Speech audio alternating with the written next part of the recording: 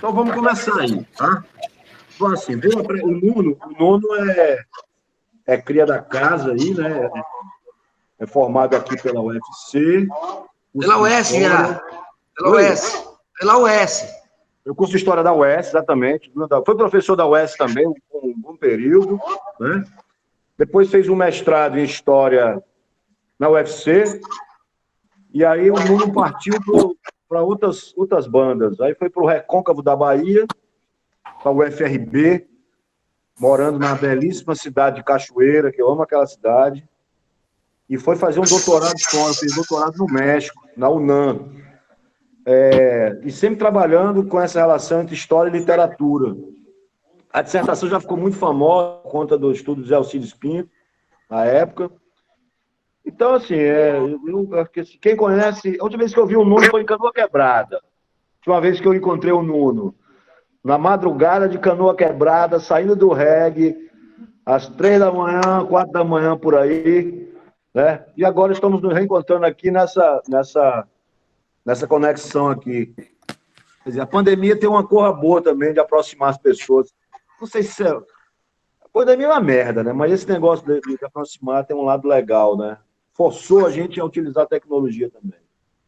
Então, assim, vamos começar, né? Tem 20 pessoas na sala já, e o pessoal está chegando. Então, assim, com muita honra, né? Muito prazer, eu abro aqui para o Nuno. E ele tem um espaço aí, não sei, uns 20, 30 minutos, tempo que ele quiser aí, para tecer esses comentários sobre a relação de história e literatura na América Latina, né? Então vamos lá, vamos para frente. Nuno, só lembrar o seguinte, aqui é um grupo de pesquisa da UFC, de História da Educação, que é o NIME, que é o Núcleo de História e Memória da Educação. A maioria dos que estão aqui são alunos de mestrado e de doutorado, né, na área de educação, de História da Educação. E aí todos estão todo mundo muito curioso, né, para ouvir a sua fala aí. Então, a bola é sua, meu irmão.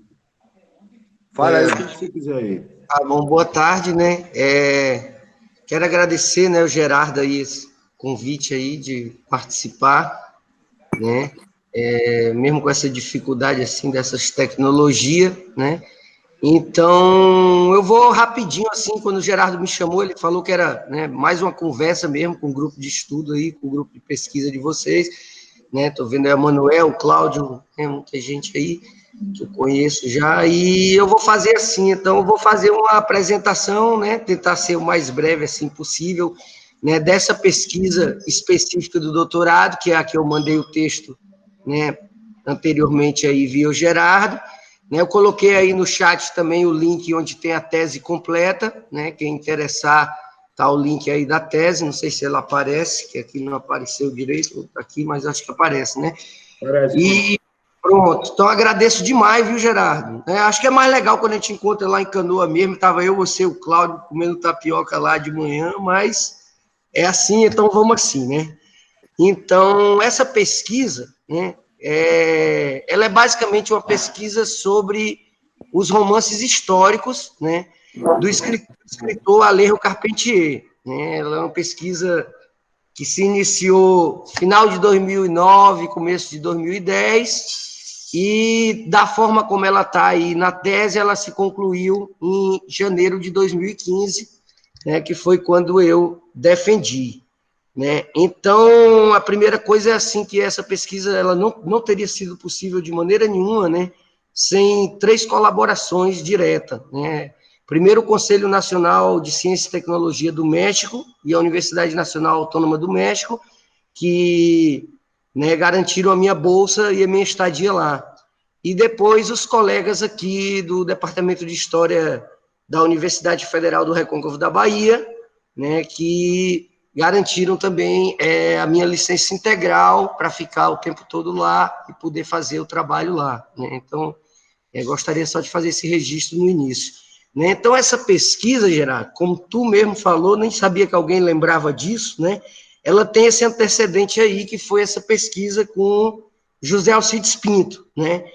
Antes dele, eu tinha trabalhado o Guerra e Paz, do Tolstói, na graduação, e no mestrado eu trabalhei com José Alcides Pinto. Então, desde o início assim, da graduação, eu já vinha trabalhando nessa interseção, né, do discurso historiográfico com o discurso literário. Né? Então, isso aí, principalmente a investigação do José Alcides Pinto, ela acabou me levando, né, diretamente assim, para a literatura da América Hispânica. Né? Então, eu comecei assim, muito distante, né, estudando um russo lá, que era o Tolstói, e isso me trouxe muitas dificuldades no início, né, a questão da língua, da distância das referências culturais e tal, mas depois eu encarei isso assim como uma coisa bastante positiva, porque ela me fez ver várias coisas, assim, principalmente por começar assim, por um romance assim, muito ousado, né, que era o Guerra e Paz, assim, praticamente é a única epopeia contemporânea, de fato, moderna, né, e acabou me dando isso. E depois eu acabei voltando para o Alcides Pinto, que foi uma experiência, assim, realmente, né, fundamental, assim, na minha experiência, tanto de pesquisa quanto escritor, né, e isso me levou para a literatura hispânica. Então, quando eu cheguei no Alejo Carpentier, né, eu cheguei já bem consciente assim dessa questão do romance histórico, né, de como é que um historiador poderia, né, abrir, né, caminhos assim para poder dialogar com um romance histórico, né? Obviamente que sem nenhuma pretensão de entrar assim no campo assim, da teoria literária pura, de fazer uma abordagem, né, estrito senso assim da teoria literária, né? E algumas coisas eu tinha claro desde o início, né? Uma delas era que, para além da posição clássica, assim, que os historiadores sempre tomaram a literatura como uma fonte qualquer, né? Quer dizer, a literatura era mais uma fonte que permitia aos historiadores falar sobre um determinado período, sobre um determinado problema de pesquisa, que eles já tinham, né, conhecimento através de outras fontes. Então, a literatura entrava, né, ou como ilustrativo, né, que demonstrava aquilo que eles já sabiam, né, ou como algo que podia confirmar as hipóteses que eles já tinham levantado em outras fontes, que podiam ser cartoriais, né, inventariais, etc. e tal. E não era isso que me interessava, né? O que me interessava no romance histórico era justamente pensar as possibilidades que ele dava, né, de reinterpretar o passado, né? Então, quando eu li um romance histórico, eu sempre me perguntava, né, até que ponto aquele tipo de interpretação do passado que era construído pelo aquele literato, né, que tipo de relação ela mantinha, né, com as fontes que o próprio literato utilizava e com a historiografia que abordava o mesmo período que aquele romance também pretendia abordar. Né? Então, essa coisa que eu vou chamar aqui, daqui para frente, de poética da história, né, depois a gente pode, durante a conversa aí, conversar mais, né, sobre o que é exatamente isso, que é uma coisa que nem eu sei direito, mas que eu utilizo, né, que é uma tentativa de dar conta de quê? Né, de que esses literatos, eles produzem uma hermenêutica do passado, né, eles produzem uma determinada interpretação do passado, que, como toda interpretação do passado, né, está ligada, né, a uma determinada perspectiva de futuro que eles têm, algum desejo de futuro, que nasce do lugar onde eles estão falando, né? Que obviamente é o presente. Né? Então, esses textos, assim como os textos historiográficos, eles contêm essas três temporalidades. Né? Eles contêm um passado que é representado, que é objeto de representação, contém um narrador, né, que é alguém que está no presente, mesmo quando dentro da obra ele está no passado. Né? Isso aí faz parte dos recursos ficcionais. Né? Na verdade, esse narrador ele está no presente, né? Ele é contemporâneo do autor, né? Ele não é o autor, mas ele é um contemporâneo do autor, né? E existe dentro dele um determinado projeto de futuro, né? Uma perspectiva, né, de como o mundo deve ser, ou de como o mundo poderia ser, né? Algo assim, podemos chamar aqui de utópico, uma utopia, que está virtualmente, né, sendo co-constituinte daquela descrição do passado que o romance pretende passar para o leitor. Né? Obviamente que as condições de verificabilidade desse romance, elas estão muito distantes, daquelas, né, que a gente pretende examinar um discurso propriamente historiográfico, né? Então, ninguém vai buscar dentro daquele romance, né, uma validação do tipo se aquilo realmente aconteceu, né, ou se aquilo, né, de fato corresponde ao que alguma fonte do período poderia confirmar ou não, né? Se fosse assim, ele não seria um romance, né? Ele seria historiografia, né? Mas, ao mesmo tempo, né, é óbvio que esses romances, né, eles têm, né, assim como a imaginação histórica tem os seus limites, também a imaginação literária tem seus limites, né?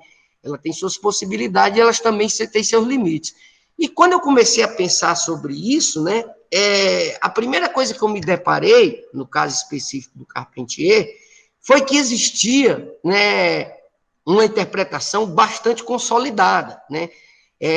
Assim como no caso do Tolstói, eu me deparei logo com um problema que muita gente, da mesma forma como eu comecei a estudar o Tolstói, veio dizer para mim que não era uma boa escolha, que não era um bom caminho, né? Porque eu tinha uma biblioteca inteira para ler só para poder começar a falar qualquer coisa, né? Porque como era um escritor canônico, era um clássico, já tinha sido estudado por gente do mundo todo, né? Então eu ia ter um problema inicial, que era essa overdose bibliográfica, né? Esse excesso de bibliografia, né? Que não pode ser oralmente. Ah, desculpa que eu li o chat aqui. É o Felipe. E aí, Felipe, abraço. Prazer rever o Vídeo Branco. Um abraço. Aí, então, né, quando eu comecei a ler essas coisas todas, eu encontrei que, apesar, né, de ter esse excesso de interpretações, né, existia uma interpretação muito consolidada, né? E aí a primeira coisa que eu fiz foi tentar fazer uma genealogia dessa interpretação, né? Dizer, pô, onde é que surgiu essa interpretação, né? Essa interpretação era uma interpretação completamente teleológica, né? E ela dizia basicamente o seguinte, para resumir ela aqui, né? Se dizia o seguinte: você pegava os romances históricos do Carpentier e organizava eles dentro de uma linha evolutiva, né? Começando por O Reino desse Mundo, terminando com a consagração da primavera, né? E tentava dizer que ele partiu do romance genial para terminar num romance mais do que mais genial, né? Então era a trajetória de um gênio, né? Basicamente se conta a trajetória de um gênio, como ele conseguiu, né, superar o insuperável, que era o primeiro romance dele, né? Então ele se ia organizando esses romances dentro de uma evolução, e essa evolução ela trabalhava em dois níveis de sedimentação. Um que era o nível da biografia dele, e outro que era o nível da história de Cuba, né? Dentro desses dois níveis, tinha dois subníveis, né?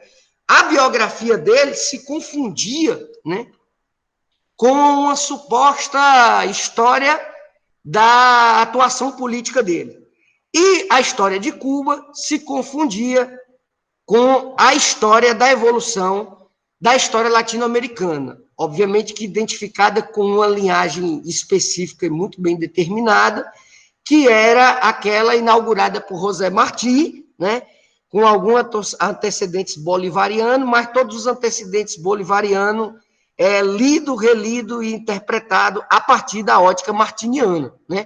E claro que culminava, né, com o acontecimento de 61, né, não de 59, mas de 61, com a adesão da Revolução Castrista, né, aos ideais marxista-leninista, né, e reconfigurando o Partido Comunista Cubano, né, que vinha desde a década de 20, né, e fazendo a releitura completa do passado desse partido, né, adequando ele à nova realidade, né, e abandonando, né, a perspectiva nacionalista clássica que tinha motivado os acontecimentos de 59. Né? Então, dentro dessa perspectiva, né, os romances de Carpentier, eles passavam a ser lidos e interpretados quase como um reflexo, né, para não dizer literalmente um reflexo mesmo, né, dessa sucessão de acontecimentos, né, político-culturais da história latino-americana. E quando eu fui fazer uma... Ó, gente, se eu passar o tempo aí, para a gente não perder o tempo da conversa, vocês me avisam aí que eu paro, viu? Pode falar, meu irmão. Então, quando eu comecei a fazer essa genealogia, né? Então, eu cheguei logo assim, não foi tão difícil, foi uma parte assim fácil da pesquisa, identificar a origem dela, né? Na verdade, ela só replicava, né, a imagem que o próprio Carpentier tinha construído, né, tanto da autobiografia dele, quanto, né, da trajetória literária dele. Né? Então, lendo principalmente os ensaios deles, as entrevistas dele, né, e os artigos periodísticos dele, né, ele tem uma quantidade gigantesca de artigos periodísticos, né, rapidamente eu identifiquei, né, que boa parte da crítica, principalmente da crítica latino-americana, né, orientada pelas diretrizes da Casa de las Américas, repetia, né, assim, a exaustão, os argumentos que ele próprio, né, fazia questão de colocar, né, a própria leitura que ele fazia da trajetória de vida dele e a interpretação que ele desejava, né, que fosse aquela que ficasse, né, vamos dizer assim, cristalizada dessas obras dele, né? Então, como uma das coisas, né, que a gente aprende estudando história é desconfiar, né? Sai desconfiando de tudo, até da gente mesmo, né? Então, eu comecei a desconfiar. Eu digo, olha, né, claro que ele, né? Eu fiquei lembrando também da época do Zé Alcides Pinto, quando eu passava as tardes todinha lá na casa da Tristão Gonçalves, né? As tardes realmente agradáveis da minha vida, né? E eu lembrava que toda vida que eu voltava lá para o UFC, né, todo mundo dizia, isso não vai dar certo, né, cara? Tu vai para lá, né, Zé Alcides Pinto, né, o cara extremamente sedutor em todos os sentidos, né, passa a tarde lá fazendo isso contigo, tu vai voltar, daqui a pouco quem vai escrever a dissertação é ele, né? E eu saía todo confuso, até porque eu dizia, pô, se ele escrevesse, talvez fosse melhor, né, porque ele escreve muito melhor do que eu, tem mais experiência, mas realmente eu entendia que tinha que colocar alguma mediação, alguma distância, né, até para poder justificar para a CAPES aquele dinheiro que ela estava me dando, né, eu digo, eu tenho que dizer alguma coisa que o velho não já disse, né, e aí eu fiquei pensando nisso, eu digo, tá a mesma coisa ao Alcides Pinto, tá todo mundo repetindo o que o Carpentier dizia, porque, né, ele interessa a ele, né, isso consolida um lugar social que ele tem, né, de embaixador aí da Revolução Cubana no meio intelectual, um cara que teve uma militância, né, dentro da pequena guerra, né, que se abriu a partir de 68, né, na verdade começa em 64, mas em 68 se acirra, né, com os casos de Padilha, né, e Padura lá dos poetas cubanos, e aí eu digo, não, então vamos investigar isso aí. E aí eu disse, a questão que eu posso fazer aqui é o quê? É fazer uma contraleitura dessas obras, primeiro dando mais ênfase ao texto literário mesmo, né? Deixar a obra literária falar mais, né? E os comentários, né, que já foram feitos serem testados, né, empiricamente pelo que essas obras dizem de fato. Né? O segundo é colocar essas obras no lugar delas quando elas foram escritas, né? Porque está todo mundo lendo elas a partir do que aconteceu depois de 61, e isso era completamente absurdo, né? Você não pode ler uma obra que foi publicada em 48, começou a ser escrita em 29, e você lê essa obra, né, sabendo que houve uma revolução nacionalista, que essa revolução nacionalista virou uma revolução marxista, que entrou dentro de um curto-circuito da Guerra Fria, e aí você faz a leitura toda atropelada da obra. A obra não tinha nenhuma perspectiva disso, pelo contrário, né, o horizonte de expectativa, né, onde os cubanos de 30 estavam inseridos, era completamente inversa, né, era a ideia completamente pessimista, o cenário era completamente pessimista, muito mais parecido com o que a gente vive hoje aqui no Brasil, né, onde qualquer esperança, né, pareceria assim uma inocência ou uma estupidez mesmo, né, não tinha nenhuma perspectiva real, não havia nada concreto que dissesse que o amanhã poderia ser melhor. Né? Então, comecei a fazer isso. E aí, no meio do caminho, eu contei com a sorte, né? A gente sempre tem que contar um pouquinho com a sorte na vida, que a Fundação Alejo Carpentier pegou uma parte muito importante da correspondência dele, que estava guardada no arquivo, e liberou essa documentação. Né? Então, entre elas, tinha uma que me ajudou bastante, que foi o epistolário dele com a mãe dele. Né? Então, tem um longo epistolário dele quando ele sai da prisão, depois que ele tinha escrito Ecuê e Ambaó durante a ditadura de Machado, ele acaba indo preso, nunca foi do Partido Comunista, como muita gente diz por aí, não havia essa ligação direta, orgânica dele com o Partido Comunista, não é fato, né? O que havia era um jovem extremamente próximo do grupo minorista, né? E o grupo minorista estava também muito próximo do Partido Comunista Cubano, né? Como tudo que era inteligente naquela época em Cuba, né? Estava muito próximo de duas linhas, uma a linhagem de Dom Fernando Ortiz, com os estudos afro-cubanos, e a outra dos estudos minoristas. Então, o Carpentier, como um jovem extremamente sagaz, que já era, né, extremamente ambicioso, né, o epistolário de juventude dele é muito claro, né, sobre como ele tinha nítida nessa percepção de onde ele queria chegar, né, e é muito próximo de onde ele realmente chegou, mas quando eu tive acesso a esse epistolário, né, isso me ajudou muito, né, a entender, né, que o lugar que ele ocupava no contexto intelectual, né, vamos dizer assim, dos ativistas políticos cubanos, no período em que ele escrevia essas obras, era completamente distinto daquele que essa grande narrativa, né, uma narrativa oficial, acabou reproduzindo ad infinito e acabou consagrando, né, como sendo o grande romance histórico dele, aquele que nunca emplacou em lugar nenhum. Isso é curioso, né? Que nem, vamos dizer assim, nem em termos de venda, nem em termos de teoria e crítica literária, né, se repetiu aquilo que essa crítica ligada à Casa de las Américas queria nos passar. A ideia de que havia uma evolução entre esses romances.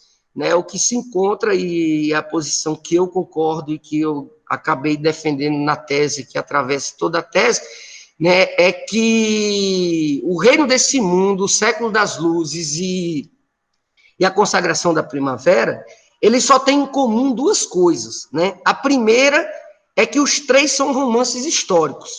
E a segunda é que os três estão estruturados a partir de tentar criar, né, um debate direto e exaustivo com a tradição ensaísta latino-americanista. Né?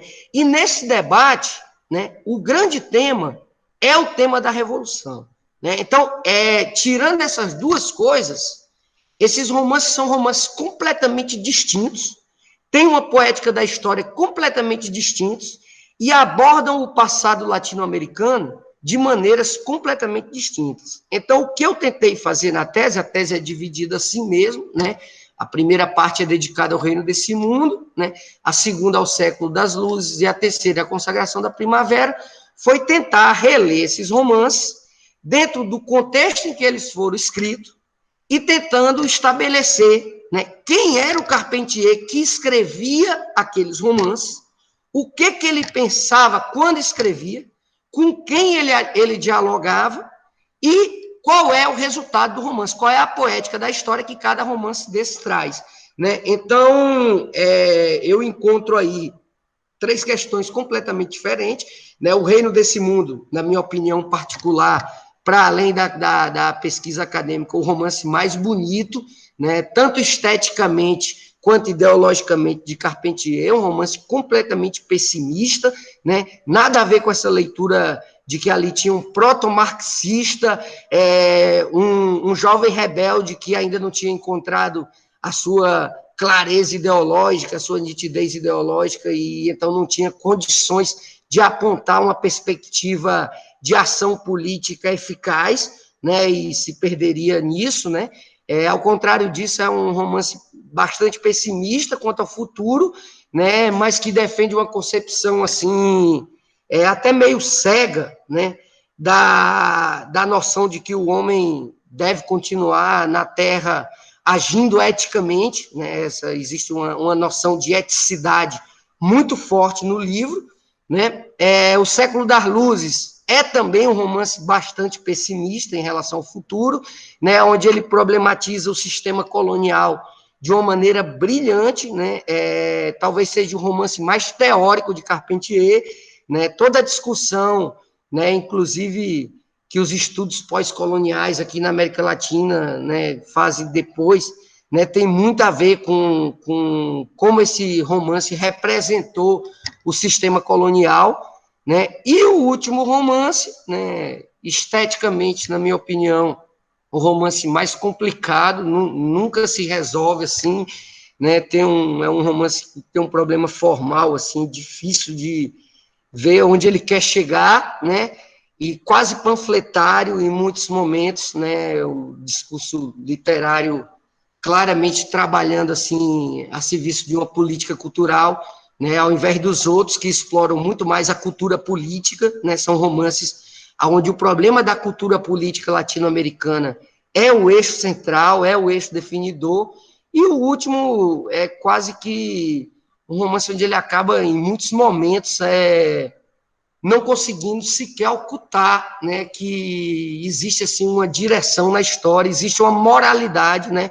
Aquela eticidade do primeiro romance, ela é substituída por uma moralidade, né, que a pesquisa veio a confirmar depois, principalmente comparando o discurso de Carpentier com o discurso de outros intelectuais cubanos que seguiram o mesmo caminho que ele, né, principalmente dois em especiais, Cíntia Vitier e Lisandro Otero, né, fica muito claro que essa moralidade ela está ligada, né, à dificuldade que esses intelectuais tinham, né, de ter qualquer autonomia, né, no processo criativo diante do lugar que eles assumiam dentro da estrutura burocrática do governo revolucionário. Né? Então, basicamente é isso, né? A tese completa está aí o link aí no chat, né? E agradeço demais, Gerardo. E aí, se alguém quiser trocar uma ideia, conversar, estamos aqui. Valeu, Felipe. Abraço, viu, irmão? Maravilhoso, Bruno. Show de bola. Parabéns aí. Já tem escrito Felipe, eu e o Almir. Certo, Felipe? Pode começar, meu irmão? Vai, manda aí. Deixa eu só pegar uma caneta aqui, Felipe. Peraí. Só pegar uma precisa caneta. não. Não? Precisa não. Peraí, cara. Acho que Vou não. pegar, rapaz, a caneta dele. Pega a caneta, mano. É a caneta que é o perigo, bicho. A caneta é o perigo. Aí ele já vai fazer já vai escrever outro romance, né? Não, esse aí é só depois que desligar, né, cara? Depois que desligar, eu volto para ele. Meu compadre velho, primeiro, um grande abraço, ainda que virtual. Queria agradecer, em primeiro lugar, a iniciativa aí do Gerardo, né, e do Nime. Sempre um prazer rever esse pessoal tão bacana, né? E última quarta-feira teve a presença do Roberto Kennedy, viu, Nuno? E agora, contando com a sua participação, eu queria começar fazendo uma pergunta que eu fiz ao Roberto. O Roberto fez o estágio dele em Portugal, e você fez no México, né? Pelo que eu vi. E a primeira coisa que eu queria te perguntar, meu irmão, é o seguinte: como foi essa tua experiência, né? De trabalhar, fazer essa pesquisa no México? Porque eu acho que tem dimensões do cotidiano acadêmico e de vida que também são importantes, que atravessam a escrita e a pesquisa, né? E a gente não pode jamais esquecer disso, porque senão fica uma coisa muito formal, né?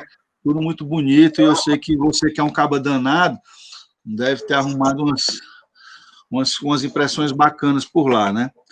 Isso é uma primeira pergunta. A segunda, eu queria pedir uma desculpa, não foi culpa de ninguém, mas foi o seguinte: a gente teve uma semana, eu até fiquei surpreso e feliz que você tenha aceitado rapidamente o convite. Eu vi a tua tese e imaginei que você tivesse escrito alguma coisa depois. Eu acho que imaginei corretamente. Tu fez um artigo, depois tu publicou na Ampul, em 2019, que tu faz uma espécie de resumo, né? Uma avaliação da tua tese. Não sei se estou enganado, se tiver, você me corrija. Porque é a partir daí que eu vou fazer a pergunta. Não tive tempo de ler a tese. Não tive tempo, e a minha pergunta é sobre o tempo. Porque você, nesse artigo, você fala sobre o tempo da escritura, o tempo da narrativa e o tempo utópico. E eu queria te perguntar, meu irmão, para você o seguinte, uma curiosidade grande que eu tenho, porque você é um cara que é um escritor e historiador que escreveu sobre um escritor, né? Você não é só um acadêmico que escreve sobre o escritor, e não é só um historiador que escreve sobre o escritor, você navega nas duas dimensões, né? E eu queria saber para você queria que você aprofundasse mais essa questão do tempo.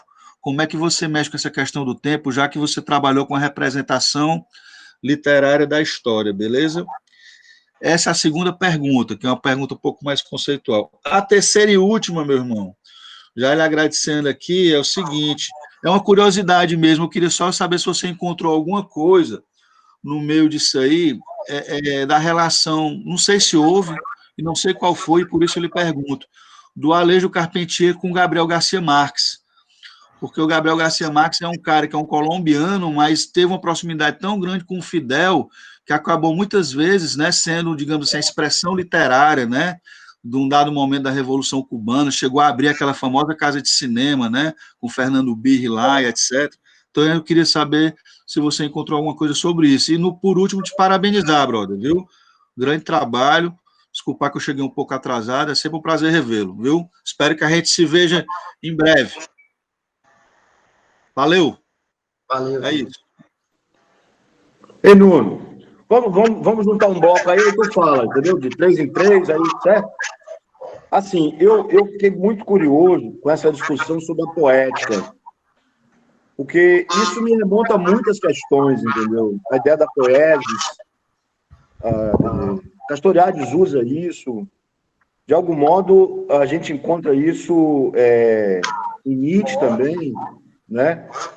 Quando ele fala, quando ele valoriza exatamente essa ideia da paixão, né, em contraposição a uma racionalidade que ele entende como algo bastante conservador na tradição ocidental, né? Que é exatamente a ideia da desmesura também, que o Castoriadis utiliza, né? Então, assim, e aí, quando se fala em história, a princípio vem sempre aquela polêmica, né,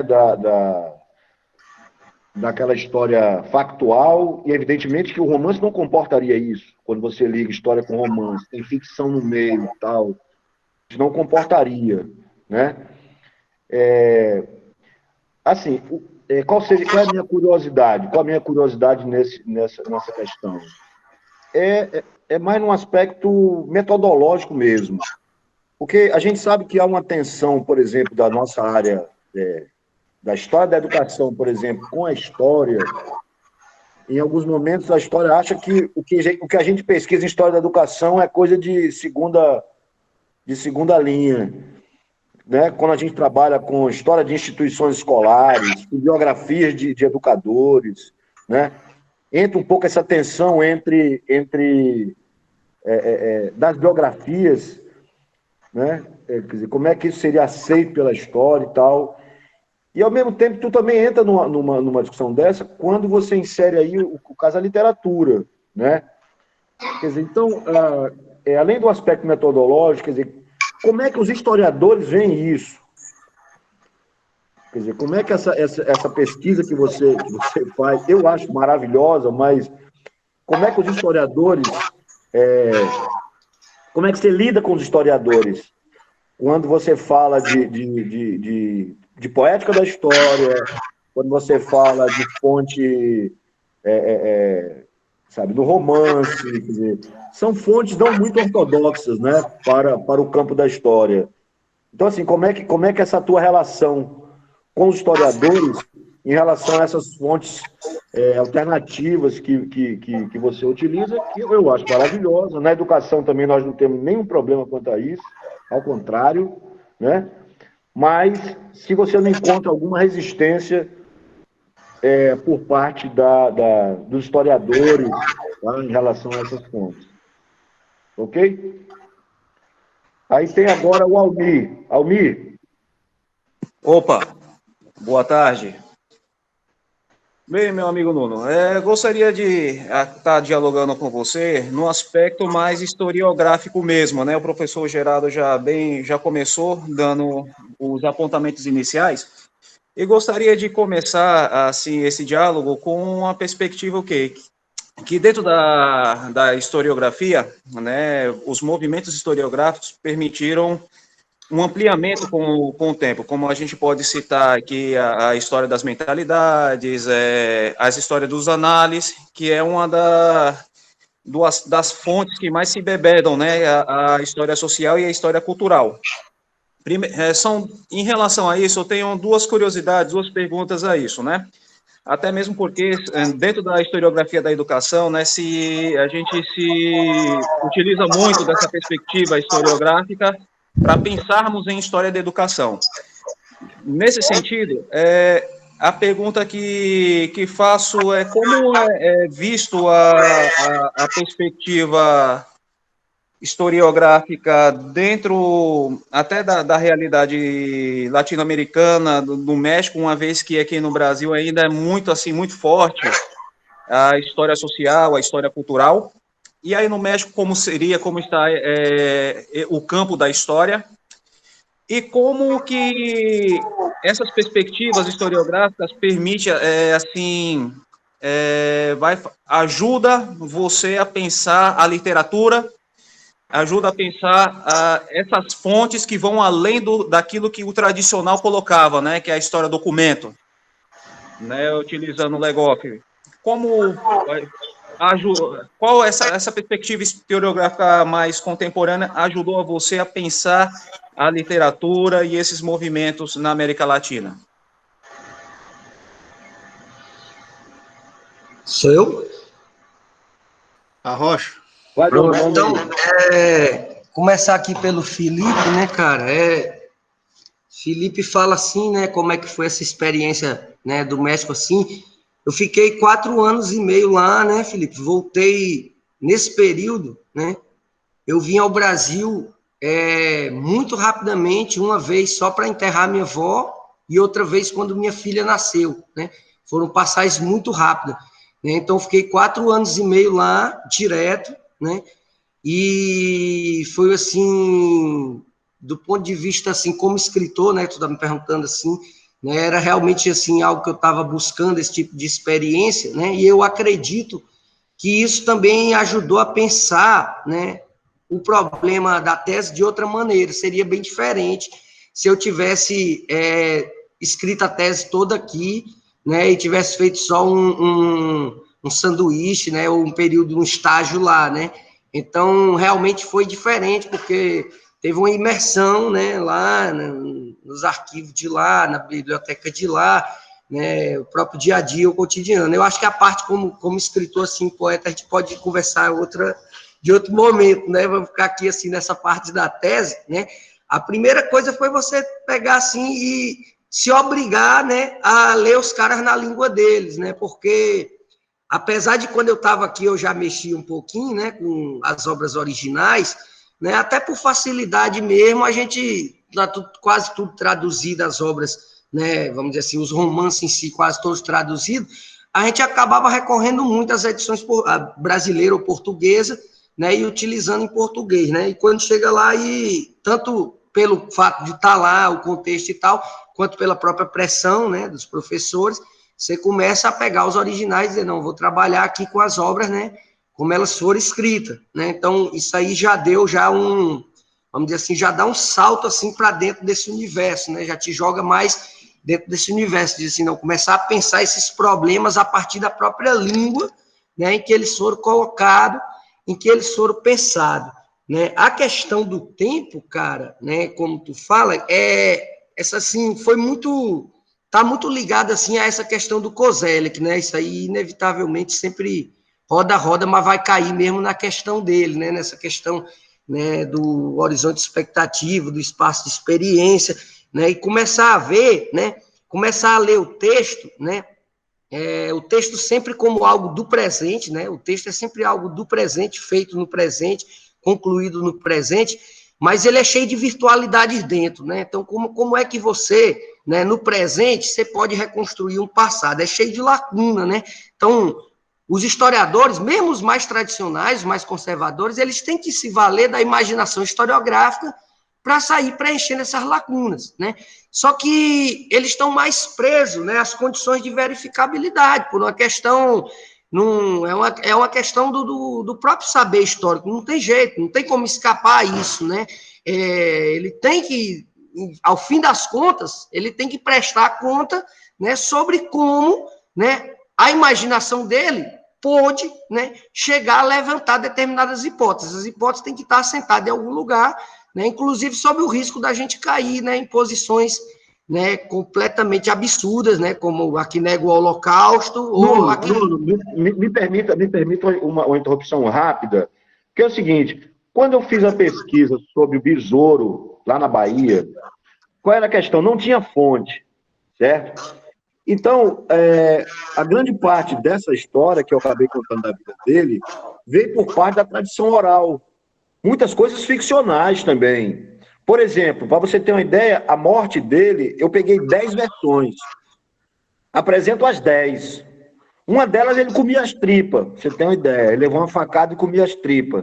E depois eu acho um documento que conta como é que foi lá a morte dele e tal. Entendeu?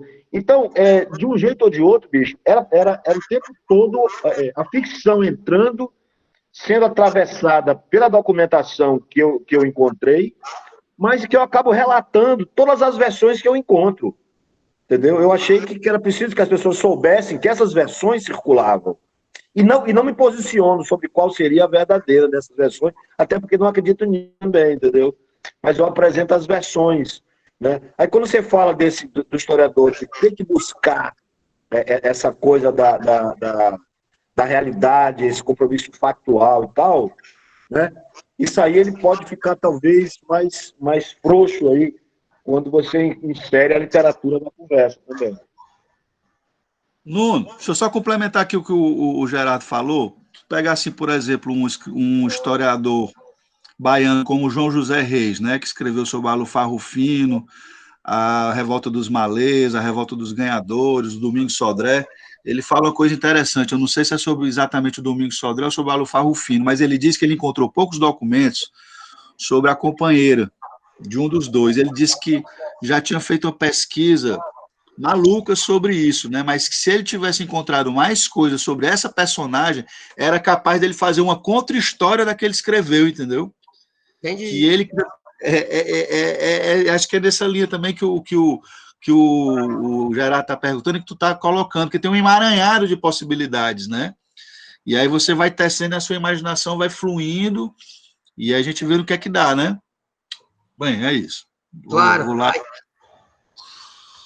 Aí, Gente, então, boa tarde, eu queria só dar boa tarde a vocês, invasão aqui da reunião do NIME, aqui quem fala é a Cibele, estou vendo algumas carinhas aqui lindas, maravilhosas, que eu estou cheia de saudade, fui mestre e doutora pelo Núcleo de História e Memória da Educação da Universidade Federal do Ceará. Coisa linda! Lindo, maravilhoso, do qual eu tenho muita saudade, do qual eu tenho muito orgulho de ter feito parte e de ter influenciado significativamente onde eu cheguei agora, como professora da Universidade Federal do Rio Grande do Norte. Esse grupo aqui é um grupo que ajuda a gente a chegar onde a gente quer, viu? Grupo querido, de amigos e de pessoas maravilhosas, além de muito inteligentes, além de pessoas amigas, né? Pessoas muito sensíveis a tudo. Amei esse convite para estar aqui repentinamente. Peço desculpa por estar interrompendo aí a fala, eu tenho certeza que vocês têm aí uma pauta, uma organização, mas eu não consegui resistir. Você é sempre bem-vinda, meu amor. Tânia, Rogério, Monique, olha, gente, saudade de vocês. Beijo, Também, Sibeli. Sibeli. Beijo para todos. Beijo. Também, Sibeli, muita beijo. saudade. Parabéns, professor Nuno. Obrigada pela presença aí, professor Nuno. Já terminou? Beijo, Sibeli. Você é a próxima, viu, Sibeli? Você não vai escapar, não. Eu queria muito ver vocês, tá? Eu queria muito ver vocês. Eu tenho uma reunião agora, já, mas eu entrei para ver vocês, sabe? Olhar, mesmo distante, dizer que eu estou sentindo muita falta. Gerardo, um amigaço, um parceiraço. Tânia, um beijo, querida. Manuel, um abraço. Sibeli, companheira. Beijo, Monique. Raimundinha, Kátia, Évila, professor Emanuel, Felipe. Beijo, Rapaz, o homem foi-se embora, ó. O homem porque Ana tá aí.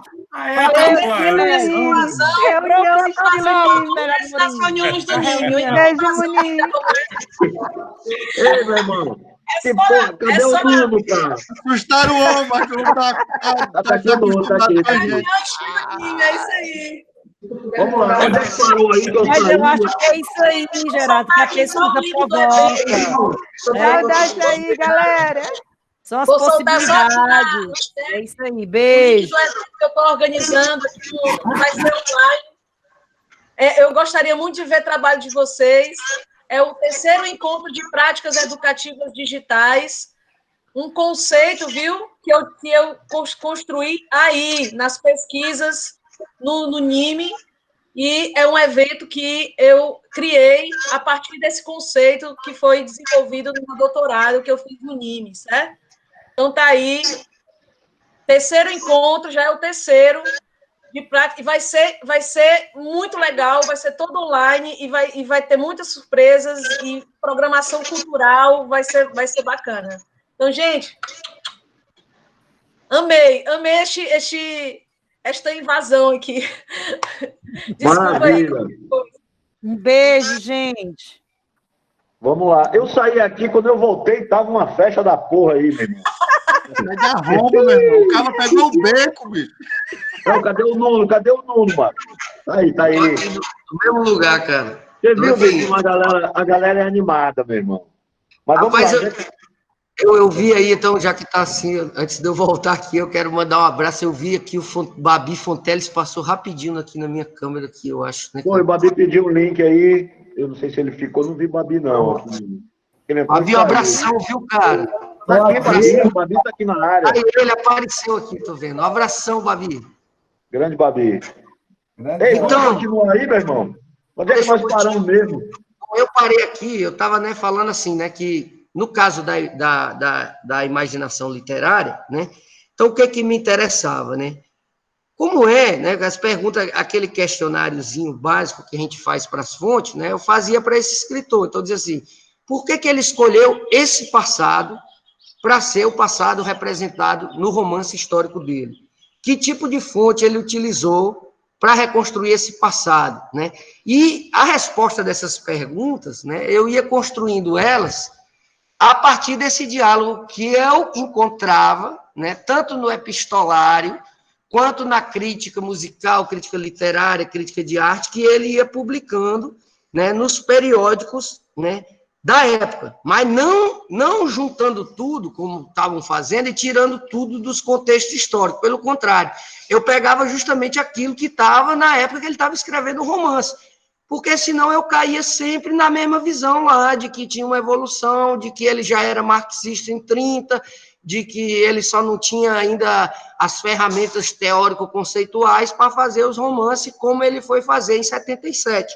Né? Então, eu fazia o inverso, eu digo, não, vamos ver o que ele pensava lá em 30, o que ele pensava em 40, o que ele pensava em 50, o que ele pensava em 60, e historicizava isso tudo de novo, e acabava me debatendo completamente com essa interpretação que, na minha opinião, era bastante ahistórica, né? Ahistórica no sentido bem negativo mesmo, que pode ter a historicidade aí ligada a potências criativas e não sei o quê, mas tem a historicidade que não diz nada sobre nada, que ela simplesmente tira a coisa do lugar onde ela nasceu, né, e nos impede de entender a coisa, né, porque ao tirar, ela também tira, né, a substância que essa coisa se alimentou. E aí acabava que o cara dizia que no romance O Reino desse Mundo, né, que é sobre a independência do Haiti, ele estava dialogando com a Guerra Fria, o que não tinha absolutamente nada que ver. Essa coisa foi escrita completamente antes, os problemas onde ele estava eram outros. A outra coisa que o Felipe tem completamente razão é que esse artigo, né, que eu acredito que o Felipe está se referindo ao artigo que eu mandei para o Gerardo, né, esse artigo ele é uma tentativa de resumir a tese, sim, Felipe, com certeza, né, ele foi apresentado aí na AMPU aí de Fortaleza, né, foi na abertura da AMPU aí de Fortaleza, foi uma alegria muito grande, né, acho que uma alegria, assim, que eu guardo mesmo, foi uma surpresa total quando me chegou o convite, assim, nunca pensei, né, de receber o convite, e fui, assim, com muita alegria, né, os que estavam lá naquele dia me viram muito feliz, foi um dia muito feliz mesmo, poder apresentar esse trabalho aí, né, e ali é um resumo, uma tentativa, não sei se é um resumo, porque talvez, da mesma forma que os autores, eu desconfio de que eles não são a melhor pessoa para interpretar a obra, talvez eu não seja a melhor pessoa para resumir a tese, né? Mas tentei, né? Como eu só tinha lá minha meia horinha para falar, então tentei fazer um resumo. A última coisa é o Garcia Marques, né? Claro que encontrei ele várias vezes, está aí muito ligado, né? Porque passa toda a questão da geração do boom, né? Também todos esses escritores aí ligados à geração do boom, né? Que uma das grandes hipóteses, né? Que essa linhagem aí que eu comecei tentando sintetizar aqui dizia, né? Dizia não, continua dizendo, né? É justamente que Carpentier foi o pai de todos eles, né? É meio que uma espécie de precursor, porque ele virou precursor de tudo, né? Tudo é precursor, como a gente sabe como a ideia do precursor é complexa, né? Porque o precursor ele só pode ser nomeado precursor a partir de quem está depois, né? Porque ele não estava simplesmente sendo precursor de nada, né? Pelo contrário, ele estava dialogando era com a tradição que vinha antes dele, até quando ele rompe com ela e tenta inovar, o diálogo dele não é com quem vem depois dele, é com quem vem antes, né?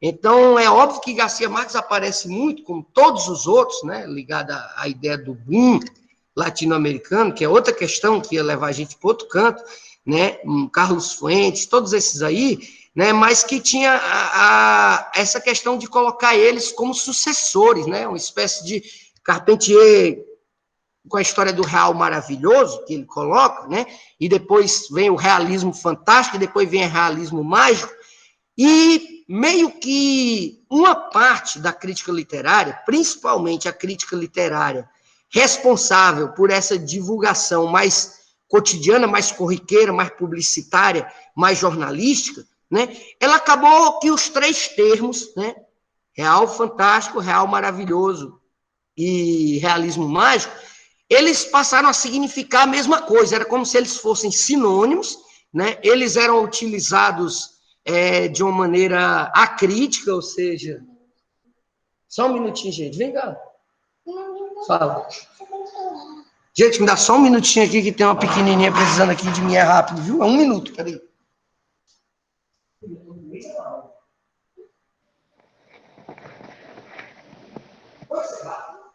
Aí, depois está escrito Roberto. Tem mais alguém para se inscrever aí?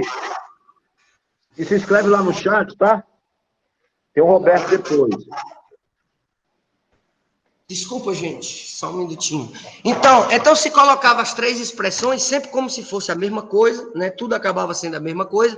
Carpentier era o criador disso tudo pelo prefácio do Reino desse Mundo, né? O famoso prólogo é um prólogo famosíssimo, bem curtinho e tal, que dá origem a tudo isso, né? E todo mundo teria, né, continuado essa tradição.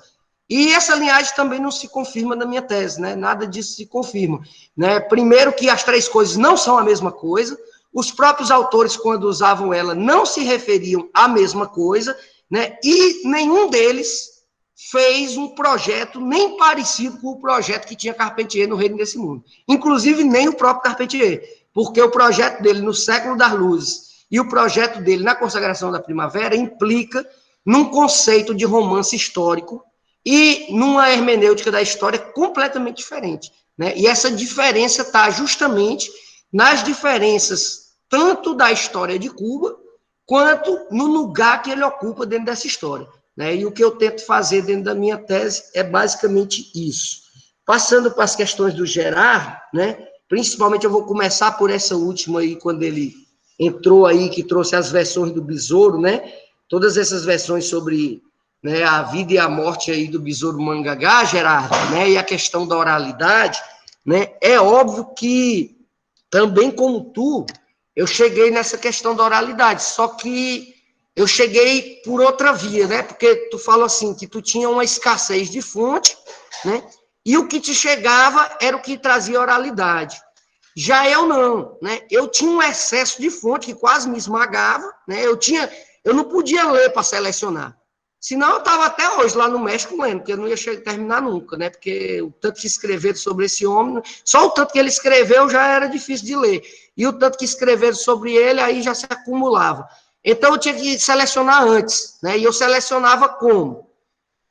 Pelo aquilo que eu já tinha como objeto, como problemática. Por isso que eu penso sempre assim, que né, no meu caso, nas 3 pesquisas que eu comentei aqui, foi fundamental ter essa clareza do objeto e do problema, né, porque ela já te permite descartar um monte de coisa que aparece. Então, eu tinha uma biblioteca inteira, e eu não tinha tempo nem condição de ler essa biblioteca, e já podia selecionar. Então, como é que eu cheguei na oralidade? Não foi por falta de fonte, como o caso do Besouro, né? Foi o contrário. Foi porque, como todas as fontes que eu me apropriava e que eu pegava para trabalhar estava ligado a esse debate sobre a América Latina, então todas elas, né, estavam contaminadas. Contaminada aqui não tem nenhum sentido pejorativo, viu, gente? É entre aspas, né? Mas estava impregnada, né, de oralidade, né? E, obviamente, que essa impregnação era uma impregnação que claramente remetia aos grandes traumas da história latino-americana. No caso, 2 especificamente, o da conquista e o das independências. Então, a oralidade aparecia sempre, né, dentro do discurso escrito, como uma possibilidade de leitura a contrapelo da história oficial, né? Então, ela aparecia como o quê? Como ela já estava transformada em escrita, ela já tinha sido transfigurada em escrita, mas, ao contrário da visão que a crítica literária ortodoxa e tradicional faz, ela não foi domada pela escrita. Pelo contrário, ela trazia a guerra, né, para dentro da escrita, para dentro do texto. E aí, quem me guiou nesse caminho, Gerardo, foi um escritor peruano, né, um teórico peruano que, na minha opinião, se ele não tivesse morrido quando morreu, né, provavelmente seria hoje assim a grande figura dos estudos literários latino-americanos, né, que é Conejo Polar, né? Não que pelo fato dele ter morrido, né, e escrito só o que escreveu, né, não seja, né, mas eu acho que ainda ia render muito as ideias dele, né, e que está fazendo falta, né, alguém que trabalhe a partir das ideias dele, né? Obviamente que ele tem uma conexão íntima aí com Mariátegui, né, guarda uma relação íntima entre esses 2 pensadores, e também um pouco com Quijano aí unilateralmente, né? Mas tem um livrinho dele que chama Escrevi ele é aire, né? Que até onde eu sei nunca foi traduzido para o português, mas é super fácil de achar em PDF aí em espanhol,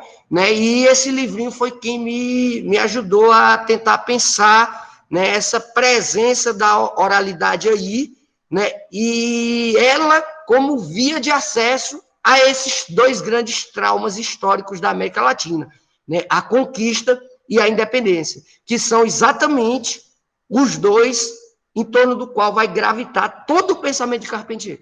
Não só os romances históricos dele, mas todo o pensamento dele, né? Todas as elucubrações dele sobre arte, sobre revolução, sobre estética, tudo vai estar ligado a isso. O outro ponto, Gerardo, foi outro crítico literário, né, um crítico literário cubano, Echevarria, né, que mora nos Estados Unidos há bastante tempo, é um dos da diáspora, né, que escreveu um livrinho também chamado Mito e Arquivo, né, uma teoria da literatura latino-americana. É uma tentativa bastante ousada, né? Ele é, na minha opinião, o melhor biógrafo de Carpentier, escreve uma obra, né, muito interessante, que chama O Peregrino na Sua Pátria, né? É uma obra tão grande que eu confesso que quando eu cheguei, eu não tinha lido ela na época do projeto, desconhecia ela inteiramente. Assim que eu cheguei no México, foi o primeiro livro, né, que os professores lá do departamento que eu estava me deram para eu ler. E eu confesso a vocês que quando eu terminei de ler, quase que eu peço lá desligamento e volto para o Brasil, digo, deixa para lá, não vou escrever mais nada não, né? Porque quando eu li, me deu aquele dizer, eu vou dizer mais o quê, depois que eu li isso aqui, né? Então era um livro muito, muito abrangente, né? Muito perspicaz e com um grau de erudição gigantesco, né? Muito além, né, do que eu tinha e do que eu tenho hoje, né? Mas depois eu digo, não, eu tenho que continuar, eu vou encontrar aqui o que ele não falou e vou me centrar no problema do romance histórico, que não era o problema dele. E fui para lá. E aí acabei pensando muito, né, a partir dessa teoria da literatura que ele constrói, né, ele tem é uma pretensão ousada, porque realmente ele tenta construir uma teoria da literatura, e essa teoria da literatura, ela pensa o discurso literário na América Latina a partir das tensões dele, né, com o discurso antropológico e com o discurso jurídico, né? E esse livro, assim, foi muito fundamental para mim, né? Junto com o do Conejo Polar, né? Para pensar como é que essa oralidade, né? Que é a questão do mito, né?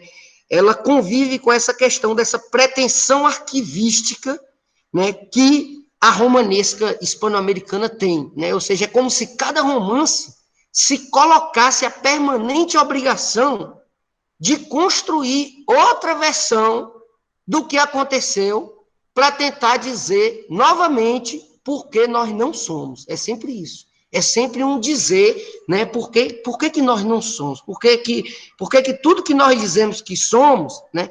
É sempre a partir de uma negação, né? Inclusive daquela negação, né? Que os antropólogos gostam de lembrar a gente, eu acho que é Darcy Ribeiro, no caso do Brasil, que traz ela, né? Naquele livro dele sobre, né, a América Latina, né? Da negação de não ser europeu, de não ser índio, de não ser africano, né? Como é que eu crio a partir do nada? Né? Obviamente que esse nada é uma ficção, né? Esse nada, na verdade, é um não lugar para dialogar com essas três tradições, no que elas trazem de oral, no que elas trazem de escrito, né? Então, não sei se eu te coloco assim, Gerardo, a minha maneira de trabalhar, eu acho que o exemplo que tu traz do besouro, né? De alguma maneira eu já vi tu falando, conheço, né? Já tinha escutado, né? Inclusive o diálogo com o Liberac e tudo, mas ele realmente, assim, a gente tem essa distância porque tu parte de um tema da cultura popular que vem da oralidade e aonde tu tem, inclusive, uma dificuldade, né, de construir, né, um arquivo não oral, né, para dar continuidade a essa pesquisa. E o meu caso já é o contrário, né, é exatamente o inverso. Quer dizer, mesmo quando essas obras romanescas, elas partem, né, da oralidade, elas partem de uma pretensão de reconstituir essas mitologias, elas são orais, certo? Elas são, quer dizer, escritas, desculpa. Elas são conformação de uma consciência erudita que se apropria disso, né? Astúrias é o escritor que mais tenta fugir a isso, né? Miguel Ángel Astúrias, mas também não consegue, né? Porque a própria formação, né, desses escritores, né, o próprio contato e a maneira como eles chegaram, né, a essas tradições orais, né, impede que eles sejam espelhos, eles não vão conseguir, né, dar uma imagem para a gente dessas tradições, né, eles vão adaptar, conformar essas tradições a uma tradição muito maior e uma pretensão muito maior, né, que é a ideia de entrar na história da literatura, é a ideia de elevar, né, a narrativa latino-americana a esse lugar, que é o lugar da literatura ocidental ou, né, da literatura universal, né, para ser mais pretensioso ainda. Né, esse é o que eles realmente objetivam, mesmo quando eles negam. Né, mesmo quando eles negam o que eles estão objetivando, é isso.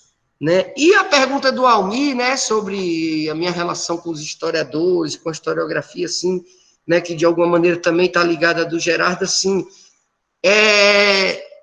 já faz um tempo assim, né, tanto o Gerardo como o Almir, que quando eu vejo assim que existe, né, muitas objeções à maneira que eu estou trabalhando, e essas objeções elas estão ligadas à ideia de que um historiador deve, né, se limitar sempre a reconstituir o que passou, né, deve ficar preso a um conceito de objetividade, né, que não sei o quê, etc. Então, eu simplesmente já, né, passo a página, porque, assim, né, já faz tanto tempo, desde aquele tempo da UES, que começou, que eu vejo esse debate, e depois quer debater tudo de novo, quer debater Ginsburg, Heidenreich, e pós-modernismo, e não sei o quê, e isso ajuda quando é alguém que tu já conhece, que tu já lê como trabalha, tu já sabe que é quando vai chegar. Agora, quando é somente para reforçar de novo esses lugares, se isso é história, se isso é literatura, se isso não é, realmente, assim, já não me interessa tanto.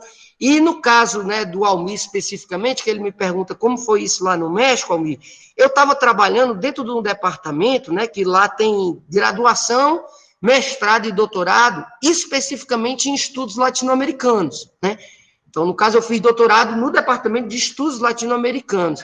Então, ele é um departamento todo inter e transdisciplinar, né, onde tem já, né, as pessoas já trabalhando, né, a partir desses campos, né, específicos que elas vêm, mas já com essa abertura para dialogar isso. Então, eu não encontrei lá, né, só para você ter uma ideia, Almir, assim, lá a orientação ela é feita a partir de um comitê, né, não é como aqui no Brasil, que a gente tem um só orientador. Lá a gente tem um comitê de orientação, né, e o meu próprio comitê já foi formado com um historiador e 2 críticos literários, né, e em nenhum momento dos 4 anos e meio de pesquisa teve nenhuma divergência entre eles, nada, né, pelo contrário, né, quando existia alguma coisa que era muito específica da história, por exemplo, algumas coisas da história do Haiti que tinha que trabalhar e tal, eles imediatamente passavam para o historiador, e quando eram questões ligadas à questão da poética, por exemplo, né, que é um tema que Gerardo falou que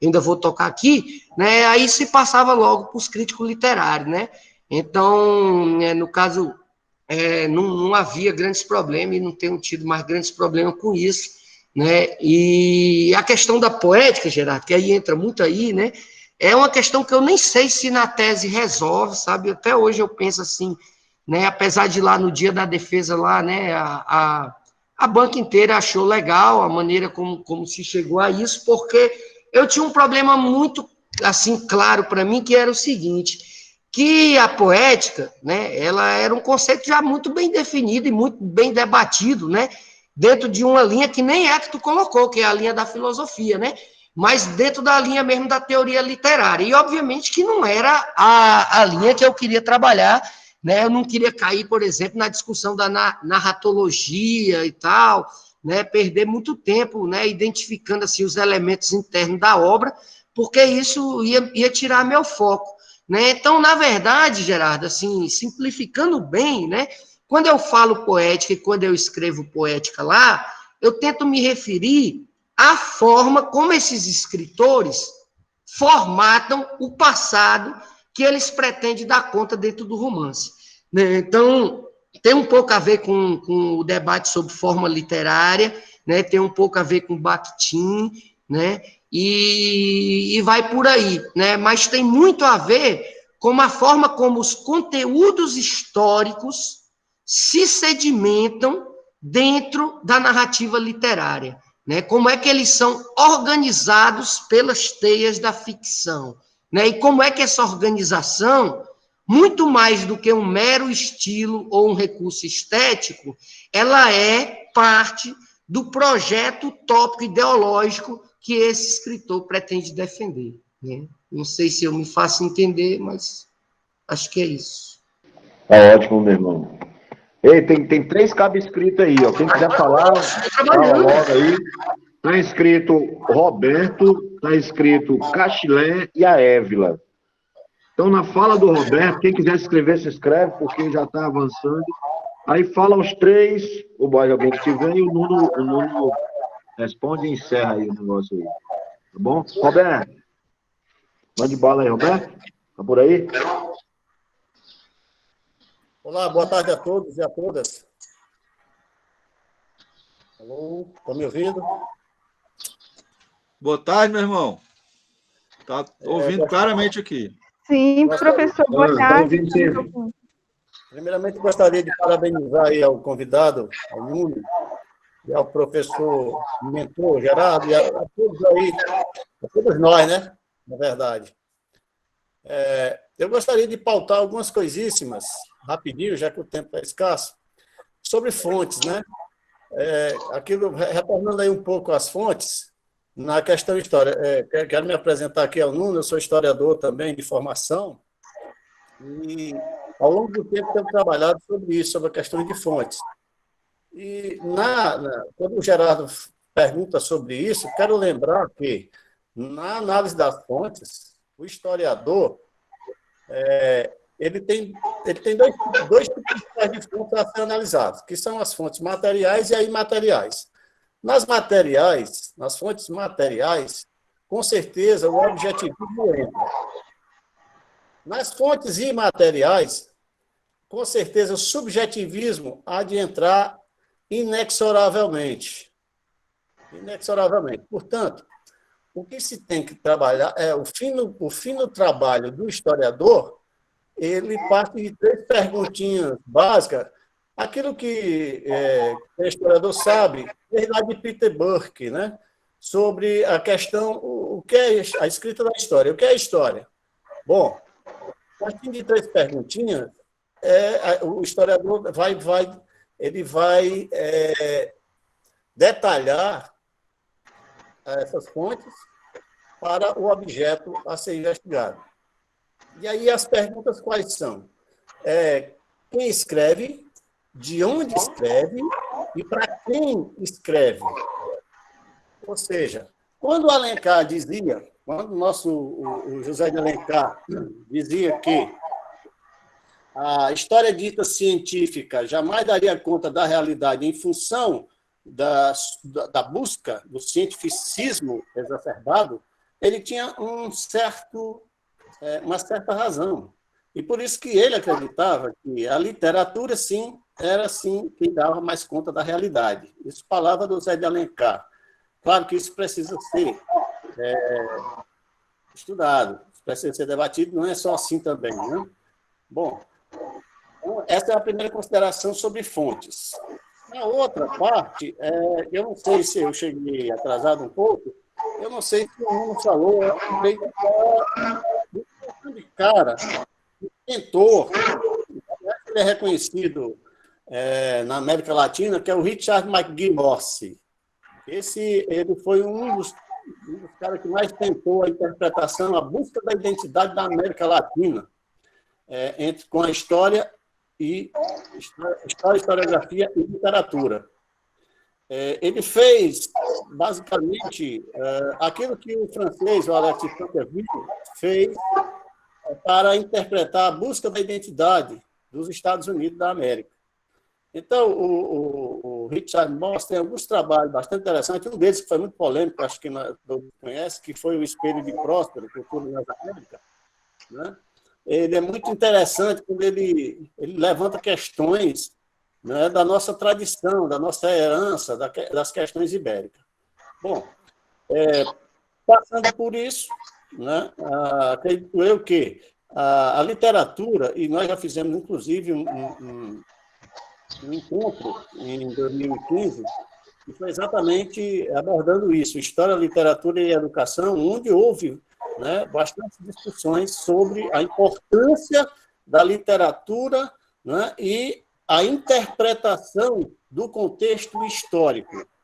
O local, né, do local onde se parte o real e também da representatividade, que aí entra as questões da subjetividade. Bom, são muitas coisas, mas era isso para a minha participação. Só agradecer.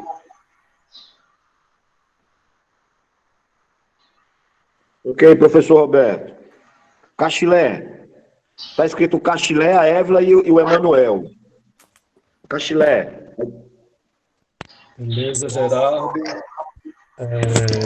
Boa tarde a todos e a todas que estão presentes. Parabenizar o professor Nuno. Eu vi rapidamente o trabalho do Nuno,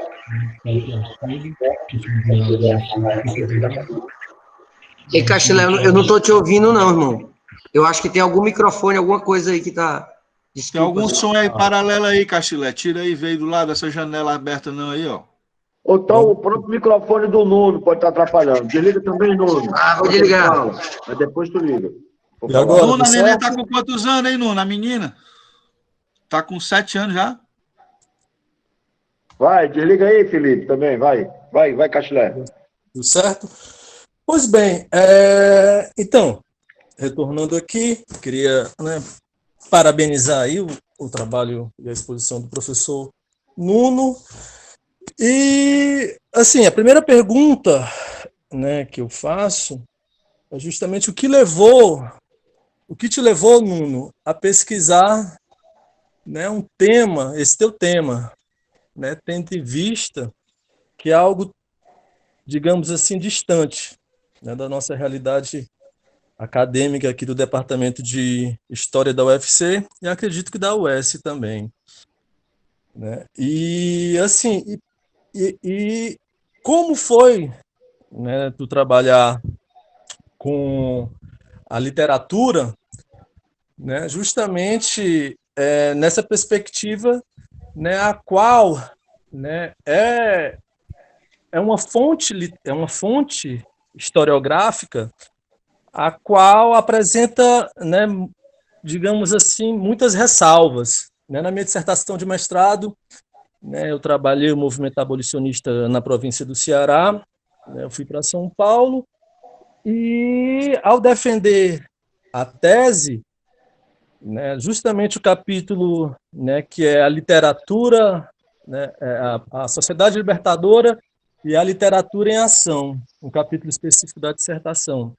A banca, né, ela bateu, né, justamente nessa perspectiva de interpretação, né, dessa leitura contrapelo, a qual, né, eu me permiti, né, fazer uma análise a partir da hermenêutica, né, a partir da realidade, do contexto que eu tinha, né, das fontes que eu tinha, tanto do jornal Libertador, que é o jornal da Sociedade Libertadora, mais outros documentos como processos, crimes e ações, né, de liberdade movida pelos escravos naquele período, no que diz, não foi tão, digamos assim, rechaçado, mas no que diz respeito à discussão com a literatura, sim.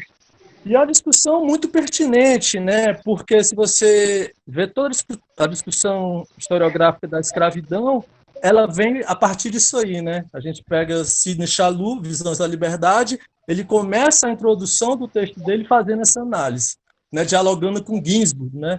Que é um método Zadig, ou seja, através dos indícios, né? Os indícios que se apresentam e você faz uma leitura a partir daqueles indícios. Inclusive, quando eu estava em São Paulo, e o Ginsburg foi convidado, né, para uma palestra, quem convidou o Ginsburg não foi nem o departamento de História, foi o departamento de Crítica Literária, né, que era administrado pela professora Maria Elisa Sevasco, né, que ela traduziu aquela obra Marxismo e Literatura.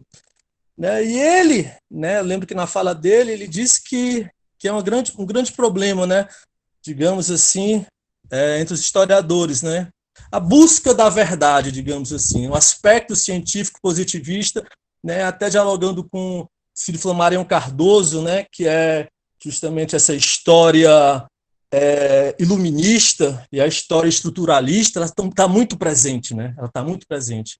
E a escola, a história nova, ela ainda está aí, mas são muitas críticas, né, que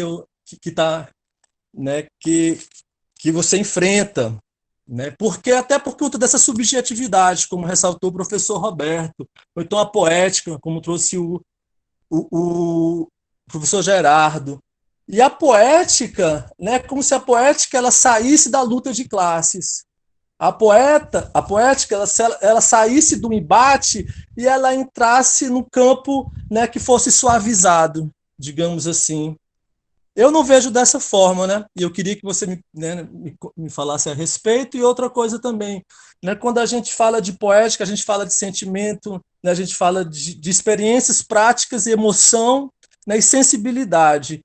E você ter saído aqui do Ceará e ter ido lá para o México, né? Se isso contribuiu na escrita do teu texto, né? Na narrativa do teu texto, né? Na narrativa explicativa, mas que está presente justamente ali a subjetividade da emoção de estar em determinado lugar, se isso contribuiu, né, com o teu texto.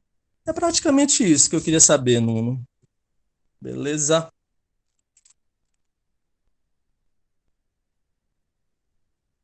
Vamos lá, quem é a próxima é a Évila, né? Depois do Emanuel. Évila, tá aí?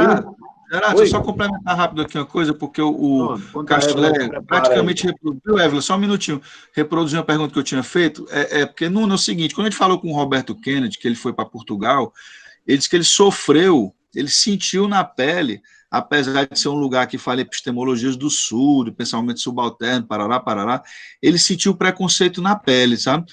Pelo que você me falou, nesse sentido, em termos, né,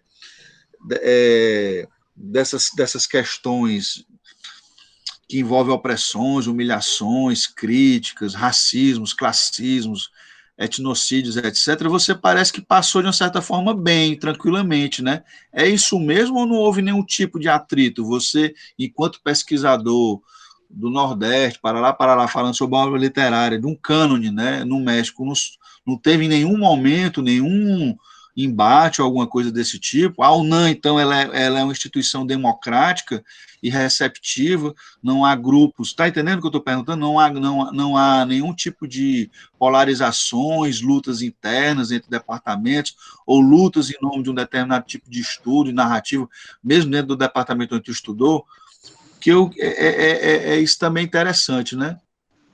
Se não, tranquilo, né? Só porque o Castler retomou isso aí, eu lembro do que o Roberto falou, mas o Roberto falou a partir de Portugal, né? O Roberto disse que sentiu nos coros, né? Isso aí, não sei como é que foi contigo. Beleza? É isso. Deu para ouvir? Ele desligou o microfone ali dele. Deu para tu ouvir, macho? Tá ouvindo, Nuno, aí? Legal? Tô ouvindo perfeito, é porque estava desligado o microfone. Ah, Inclusive, beleza, depois, beleza. porque, Nuno, isso é interessante, porque o Gerardo, com essa história do NIME, o Gerardo está abrindo uma coisa muito interessante. O NIME, nós tínhamos reuniões mais internas, né? E o Gerardo está conseguindo abrir, junto com o Rogério, os outros professores, o NIME para uma questão mais aberta, democrática, para um público maior. E eu acho que também existem outras pessoas que têm vontade de fazer pesquisas não só dentro do Nordeste do Brasil, como fora, como inclusive a Tânica, nossa querida colega que foi para a Espanha. Então, isso também é interessante, sabe? Porque nós normalmente fazemos narrativas muito autofágicas, muito intestinas, e não dialogamos, né, com outras faces e outros ângulos, perspectivas. E é muito interessante esse tipo de experiência também, sabe? A narrativa acadêmica e vivencial. Só para complementar, porque eu não queria tomar muito tempo, viu? Lembrar que Felipe, eu entendi tudo, eu vi, é porque o microfone estava desligado e eu entendi que eu tinha que esperar mais para fechar, né, o bloco. Tem mais dois aí, tem a Ébora Emanuel, aí tu fala. Beleza, vou fechar aqui de novo o microfone. Lembrar que nós vamos fazer essas reuniões agora toda quarta-feira, manter as reuniões do NIME aí online, à distância, de forma remota, né? E na próxima semana tem uma convidada, que é uma americana, vai falar do Arizona pra gente, do Universidade do Arizona pra gente. Só não sei o nome dela. Depois a Patrícia vai dizer aí. E na outra semana, na outra quarta, eu já agendei com o professor Edilberto, que é historiador e é padre, e ele vai falar sobre a história das pandemias, um trabalho que ele vem fazendo, desde a peste negra, a gripe espanhola, a AIDS, enfim, ele trabalha com esse negócio aí, tá? Mas vamos lá, doutora, dona Évila. Évila, tá na sala aí, Évila? Évila parece que saiu, então vai Manuel. Manuel tá aí? Ela tá ali, eu tô vendo ela, porque deve ter dado alguma coisa. Évila, teu microfone tá fechado, ó. Lá no o microfone está fechado, Évila. Gente, eu tô clicando aqui, não tá.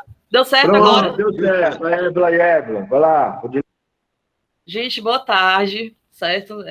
Assim, para mim, né, a literatura, né, eu também sou historiadora, né, e também, nos meus trabalhos, sempre eu trabalho a literatura enquanto uma fonte, né, uma fonte que tem uma subjetividade dentro da história. Então, para mim, a literatura é uma fonte documental, né, e também é uma fonte também para se entender a perspectiva do autor diante de todo o período histórico, né, diante de toda a conjuntura.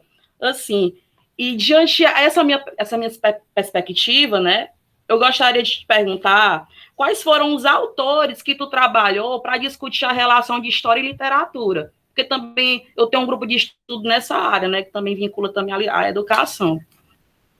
Aí, assim, quais foram os autores que você utilizou? Bem, é isso aí, porque, né, eu estou orientando um aluno agora que a gente está trabalhando com Michel Foucault, né, que tem a palavra e as coisas, e a gente também está discutindo a questão de representação. E é isso aí. Pronto. Ok.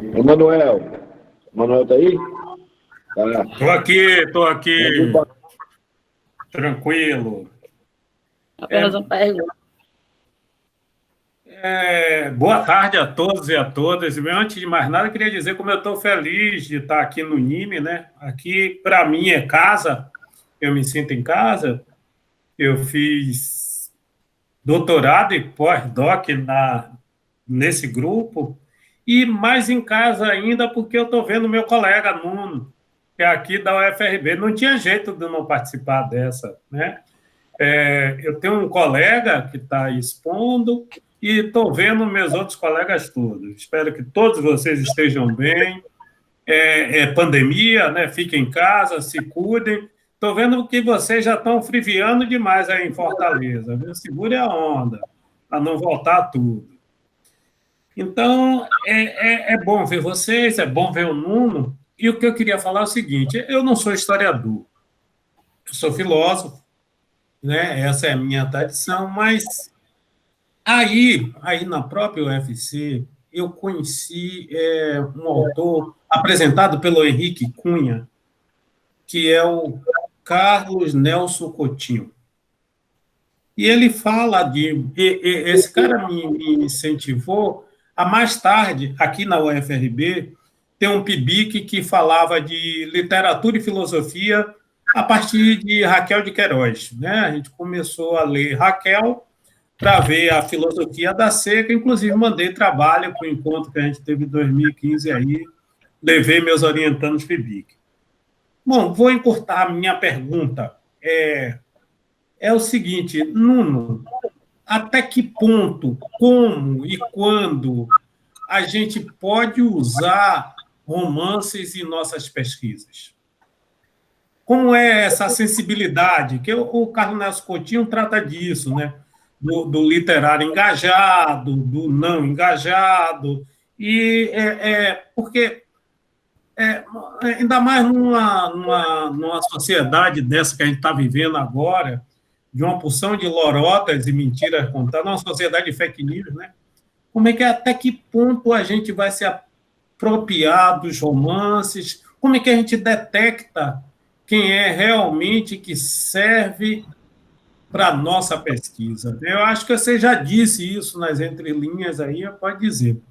E hoje, inclusive, outra coisa só, lembrando de vocês, está sendo publicada, assim que a revista sair, eu vou mandar para vocês, eu publiquei um artigo sobre uma mãe de santo daí, a de Logum Edé, né, a mãe de santo do Gerardo. Eu escrevi sobre ela e está sendo publicado numa revista da UNEB, né? E aí, assim que tiver essa publicação sair, eu vou mandar para vocês, porque eu daqui de Salvador, ou de Amargosa, né? No meio da pandemia, pesquisando, eu fiz entrevista com ela, né? Fiz entrevista, tudo por WhatsApp, fazendo pesquisa com a mãe de santo daí de Fortaleza, né? Tá bom, é só isso que eu queria perguntar, Nuno. Ok, professor, saudade aí. Vou passar a bola para o Nuno. Ei, Nuno. Pronto, estou ligando o microfone aqui. Liga o microfone aí, vai lá, mande bala aí. Então, gente, eu vou aqui juntar essas questões todas, né? Começar, assim, o mais pessoal aí, juntando com o que o Felipe falou e com o que o Cachilé falou aí, né? Que eu acho que era um pouco... De alguma maneira, eu já tinha tocado nisso, né? Mas eu acho que quando o Cachilé trouxe de volta aí essas questões, né? E o Felipe falou também um pouco aí do que o Roberto Kennedy passou para vocês, assim, né? Primeiro, Felipe, assim, de verdade que eu não senti nada disso lá, não, entendeu, cara? O único problema realmente lá é com a migração, a parte burocrática, que te enche o saco, porque não te dão um visto de 4 anos. Então, todo ano tu tem que ir lá, mas isso aí todo mundo passa, independente do país que tu venha, tu vai ter que passar pela uma apurrinhação mesmo, que tu tem que ir todo ano lá, levar uma papelada e não sei o quê, e passar lá pela burocracia, né, da migração. Sobre a UNAM, assim, também tu me perguntou, né, eu te diria o seguinte, cara, é uma universidade muito burocrática, né, eu tive, assim, inclusive um choque, assim, com o formalismo, né, eu não tinha principalmente a experiência aqui da UFRB, o Emanuel aí, meu colega aí, não sei se vocês estão em lockdown aí, nós já entramos aqui, né, Emanuel, em lockdown total, aumentou muito os casos aqui, a situação... Estamos em Tranca-Rua. Aqui a Margosa é Tranca-Rua. Não, aqui acabou tudo, a brincadeira, cara. Depois do São João aqui, os casos dispararam, não sei o que vai acontecer. Né? Mas, assim, essa experiência assim, que a gente tem aqui, principalmente que a gente teve aqui na UFRB, antes eu tinha sido professor também da URCA, né? Foi uma coisa assim, muito importante também na minha vida. Acho que o Cláudio não está mais aí ainda, né? Se ele tivesse aí, ele entenderia porque que eu falei dele. Eu não tive esse problema, né? Meu problema foi esse, era a burocracia mesmo, tem uma burocracia pesada, né? Pelo peso que a universidade tem também, pela história que ela tem, mas depois que você está lá dentro, não teve nada disso, né? As bolsas, é muito fácil o processo de conseguir as bolsas do CONACYT, né? E existe uma diversidade, né? Dentro da universidade bem maior do que a das grandes universidades aqui, né? Obviamente que eu não posso comparar com a UFRB, né, que é uma universidade que já nasce a partir desse discurso da diversidade, mas se a gente comparar com a USP, com a Unicamp, Federal Fluminense, que são as universidades que ocupam um lugar mais ou menos similar ao UNAM, né, é visível, né, se você andar no corredor da Unicamp, se você andar no corredor da UNAM, a diversidade que você tem lá dentro é muito maior, né, inclusive de línguas faladas, né, você tem rodas e rodas lá dentro, falando mixteco, zapoteco, nilsavi, né, várias vezes você se depara com isso corriqueiramente, né? Isso não quer dizer que não tenha preconceito, isso não quer dizer que não tenha exclusão, não quer dizer nada disso. Só quer dizer que lá dentro existe, né, isso aí está lá dentro, né, existem linhas de pesquisa, existem linhas de abordagem e tal. Né, o Cachilé colocou ali. Como é que eu cheguei nisso, Cachilé? Deixa eu ver se eu te explico. Eu acho que no começo da minha fala eu tinha falado um pouco disso, quando eu cheguei falando em Tolstói e tal. Então, assim, eu sempre tive essa coisa com a literatura aí em Fortaleza, né? Eu participei muito tempo de um grupo chamado Parafernália, que atuava aí, Felipe lembra bem disso, né? Nos encontramos muitas vezes nessas coisas todas, e sempre tive também essa atuação no meio literário, né? Então, quando você fala assim, né, Cachilé, que é uma coisa distante, tanto do Departamento de História da UES e da UFC, né, eu posso até concordar que, hegemonicamente, entre os pesquisadores e os professores, pode ser, mas o tipo de experiência existencial que eu tive aí, pelo contrário, era muito próximo disso, inclusive, nas duas, eu defendi trabalhos ligados a isso, né? O primeiro sobre o romance de Tolstói e o segundo sobre a obra de José Alcides Pinto. Né? Devo ter encontrado, sim, algumas, né, caras feias e negações e pessoas que não gostavam, mas terminei e fui todos aprovados e tal, não vejo isso como uma grande questão. Então, eu cheguei nisso por uma afinidade pessoal mesmo, né? Eu acho que é uma coisa que eu sempre falo com meus alunos, né? Quando for escolher alguma coisa para ele estudar, estude pelo menos uma coisa que você gosta demais, mas não mais ou menos. Porque depois de 4 anos, você abusa. Quem é que não vai abusar 4 anos estudando a mesma coisa? Você não vai terminar aqui. Então, você tem que começar gostando muito, né? Para ver se quando termina você aguenta ainda participar de uma reunião dessa, ficar conversando sobre esse assunto e tal, né? Ter paciência para isso. Né? Então, eu comecei pelo que eu amava, né? O que eu amo mesmo até hoje, que é a literatura. Né? A gente vai mudando os escritores, vai mudando os temas. Né? Sobre a América Latina, muito antes de eu ir para lá fazer esse doutorado, Cachilé, eu tinha uma experiência existencial de 6 meses. Então, eu conhecia Bolívia, conhecia Peru, conhecia Colômbia, viajei muito por esses países, né, de trem, de pé, de bicicleta, do que deu, né, e eu já tinha essa afinidade pessoal também com essa trajetória. Isso aí demandaria mais tempo, mas aí teria que conversar, mas isso tem a ver com a pesquisa que eu fiz sobre Alcides Pinto, porque uma das hipóteses que eu tenho é que quando ele escreve a trilogia da maldição, ele também está partindo desse mesmo pressuposto, né, de que esses 2 grandes traumas históricos são fundantes na explicação que a gente possa construir daqui, né? Então, é mais ou menos isso, para não alongar tanto. O professor Roberto, que foi o primeiro, né, falou assim, de linhas gerais aqui, eu identifiquei 2 questões, que é a questão das fontes da subjetividade, e depois a questão da pintura, né, que eu vou levar para outro canto, viu, Roberto, desculpe, né, mas é porque tem a ver com o que Carpentier, o que a pintura tocou na evolução do pensamento de Carpentier, né? Carpentier ele tinha umas ideias muito vanguardistas, né, muito influenciado principalmente pelo dadaísmo, pelo surrealismo e tudo isso, né? E ele teve uma estadia mexicana muito intensa, e nessa estadia mexicana, o que reconverteu ele à narrativa, a narrativa no sentido mesmo tradicional de contar uma história e essa história ter começo, ter meio e ter fim, foi a pintura, foi o contato principalmente com o movimento muralista, né? O muralismo, o Carpentier tinha vamos dizer assim, um ranço, né, com o narrativismo, pelo fato do narrativismo estar dissociado da vanguarda, né? Então a vanguarda propunha inclusive uma literatura que não contasse história nenhuma mais, e no caso mais radical do dadaísmo, que sequer formasse palavras identificáveis, né? Palavras que nós já temos codificados, né, pela linguística, né? Criava-se sons guturais, etc. e tal. E quando ele tem esse contato com o muralismo, né, vem... Nuno, isso aí lembra exatamente o Roland Barthes, que ele vai dizer que a língua é fascista e a forma que eu tenho de trapacear com a língua através da poesia e da literatura. Quer dizer, ele arrebenta com a língua, porque ela diz que ela é fascista porque ela nos obriga a dizer. Quando você pega o dadaísmo, dizendo, porra, não tem que falar porra nenhuma, não tem que escrever que ninguém entenda nada, né? Quer dizer, como essa coisa é bartiana nesse sentido, entendeu? Da valorização do romance, porque tu pode escrever a porra que tu quiser, meu irmão, simplesmente. Entendeu? E a língua, de uma forma ou de outra, ela te obriga a se encaixar dentro de um quadrilátero que seja qualquer, entendeu? Eu acho maravilhoso o Barthes nesse sentido. Desculpe aí, brother, porque da hora... Nada. Então aí quando ele se depara com essas pinturas, né, ele tem essa ideia de que é possível, né, fazer um romance de vanguarda sem abandonar a ideia de contar uma história, sem abandonar a história de narrativa.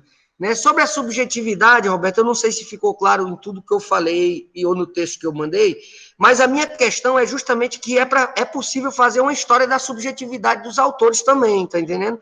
Então, se os historiadores podem ficar se debatendo muito assim sobre o que fazer com a subjetividade que vem nas fontes, né, de alguma maneira, na maneira como eu trabalho com o romance, né, é justamente fazer também uma história dessa subjetividade. E a história da subjetividade que eu construí, né, a partir da minha leitura da obra de Carpentier, é uma história que vai contra essa ideia de que via, né, uma subjetividade revoltada se transformar numa subjetividade revolucionária. Eu não concordo com isso, né? Não houve isso. O movimento que existe, né, do reino desse mundo, a consagração da primavera, não tem nada a ver com o movimento que fosse da revolta, como algo sem consciência, para a revolução, né, como algo formatado ideologicamente e consciente. Sobre o meu amigo Emanuel e a questão dos romances, é simples, Emanuel. No meu caso é simples. Se não der para pesquisar a partir de romance, não tem minhas pesquisas, porque as minhas pesquisas, elas começam, se desenvolvem e terminam nos romances. Né? Então, eu não estou fazendo história e usando os romances para fazer história. Eu estou fazendo uma história das histórias que os romances contam. É isso que eu faço. Né? Então, sem os romances, eu não tenho objeto. Não é que eu não tenho fonte, eu não tenho objeto. Então, eu parto dos romances e termino nos romances. Né? E não tem nada assim, não tenho nenhuma grande pretensão além disso, nem nada, né? E nem acho que isso desvalide nem outra pesquisa e nem outra pesquisa desvalida isso, né? Essa discussão é um pouco cansativa, porque toda vida que a gente vai debater, a gente cai sempre nessa questão, e a questão não é essa, a questão é o que cada um está fazendo, e mostrar o que cada um está fazendo, e se isso serve para alguma coisa, ou se isso não serve. Né? Então, no caso, eu parto do romance, né? Só que o meu romance, ele não tem nada a ver com a perspectiva pós-moderna, que toma o romance por si mesmo e tenta entender a estrutura interna do romance e nada disso. Né? O romance, para mim, ele está dentro de um processo, né, maior do que ele, onde ele dialoga o tempo todo, e o meu trabalho é esse. Meu trabalho era saber qual era a relação de Carpentier com Mariátegui, como é que a obra de Mariátegui chegou no Peru naquele momento, chegou na revista de avanço, e ele era amigo dos caras da revista de avanço, ele tinha acesso à revista de avanço, então ele leu, ele sabe o que Mariátegui pensava sobre o papel do índio, né, a relação do papel do índio na história com a ideia de socialismo, etc. e tal, e aplicou isso quando ele reconstruiu a história do Haiti, ponto. E o que eu faço é isso, é uma rama da história intelectual, uma rama da história das ideias, né? Mas tentando também né, colocar isso dentro da história social, né, não da maneira ortodoxa, como faz Chalub, como foi citado aí, e outros nesse caminho, né, mas procurando a minha maneira de falar, só isso, sem grandes pretensões, sem grandes, né, só fazendo isso, porque, enfim, além de escrever literatura, o que eu sei fazer é isso, e eu tenho que, né, viver, sobreviver, então continua fazendo isso. A última questão, que é da Elvira, a gente pode, inclusive, dialogar depois, eu te passar meu e-mail aí, e a gente discutir essas referências, inclusive me interessa teu grupo aí, né, a gente pode, estou completamente à disposição, viu, qualquer coisa, de participar do grupo, aí aprender com vocês também, fazer uma coisa junto, mas de antemão, eu te indicaria, assim, 2 coisas, assim, na América Latina, que eu já falei, mas que eu vou reforçar agora especificamente que tu pergunta, é que a obra do Conejo Polar para a gente é um manancial assim a ser explorado muitíssimo, né? As reflexões de Mariátegui sobre literatura também, né?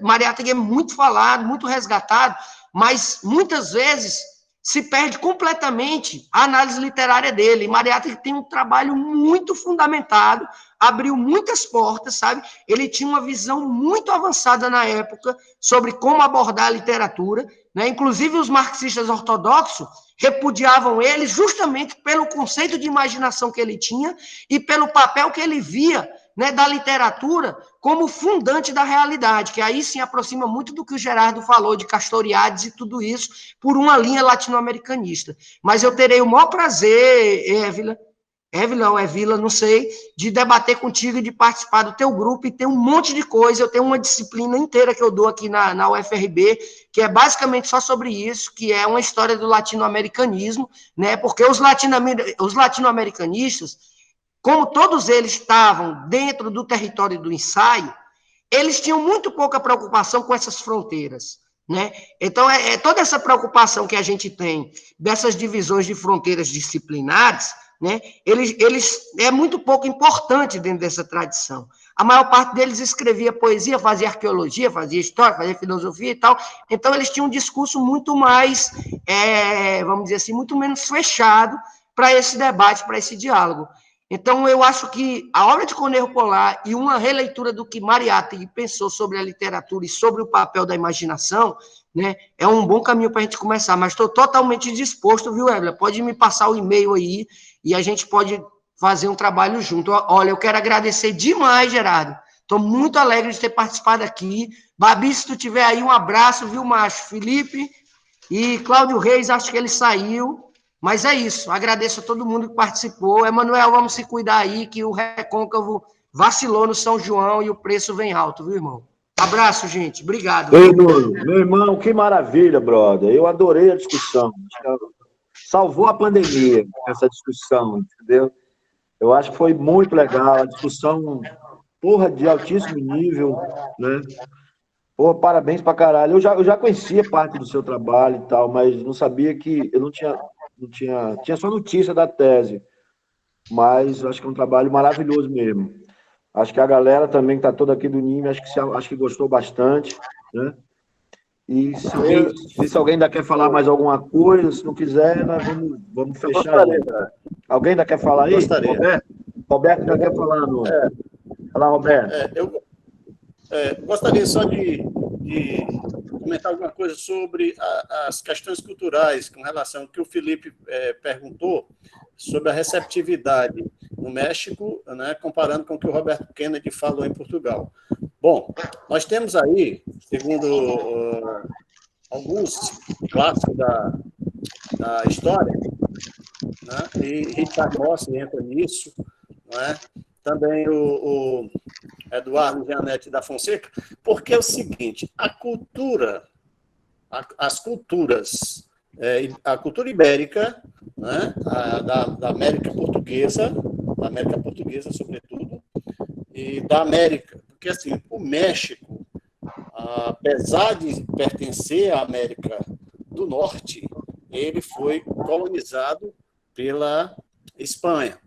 Então, nessa questão do homem cordial, né, a lá Sérgio Buarque de Holanda, grandes diferenças com relação ao Brasil, né, o quintal, considerado o quintal de Portugal.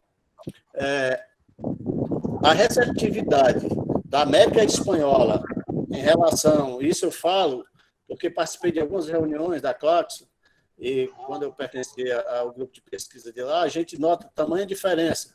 A valoração, não é valorização, a valoração que se tem em relação ao Brasil diante da América Espanhola, sobretudo no México, né?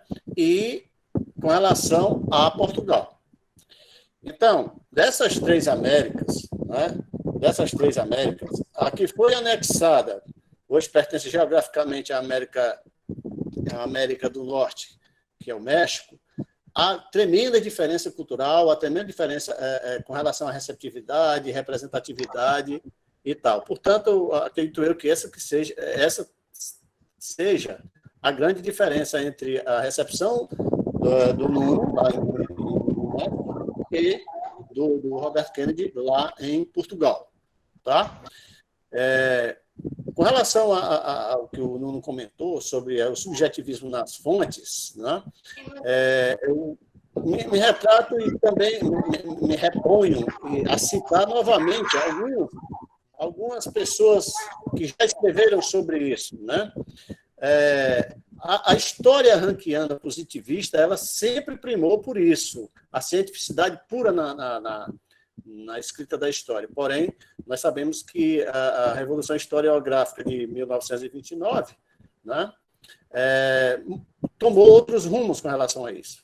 Portanto, o que o historiador, qualquer pesquisador tem que fazer é esse jogo, né, essa comparação de fontes, tá? E ficar... Porque, assim, o que o pesquisador tem que notar é o que as fontes dizem e não tomar um partido único verdadeiro.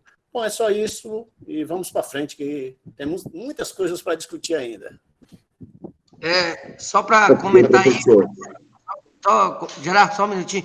Só para comentar um pouco assim, isso que o Roberto falou agora, Roberto, queria te lembrar também que o México ele tem uma particularidade, um caso curioso, né, que é o seguinte, né, inclusive isso aí até hoje está presente no corpo docente da UNAM, é que o México, por tradição, né, foi um país que recebeu exilados do mundo todo. Então, mesmo quando lá estava baixa a ferrenha ditadura do PRI, Tlatelolco, o massacre dos estudantes, né, o Partido Revolucionário Institucional aplicando, né, vários decretos e normas de repressão interna e utilizando o exército, invadiu a UNAM, inclusive, tudo.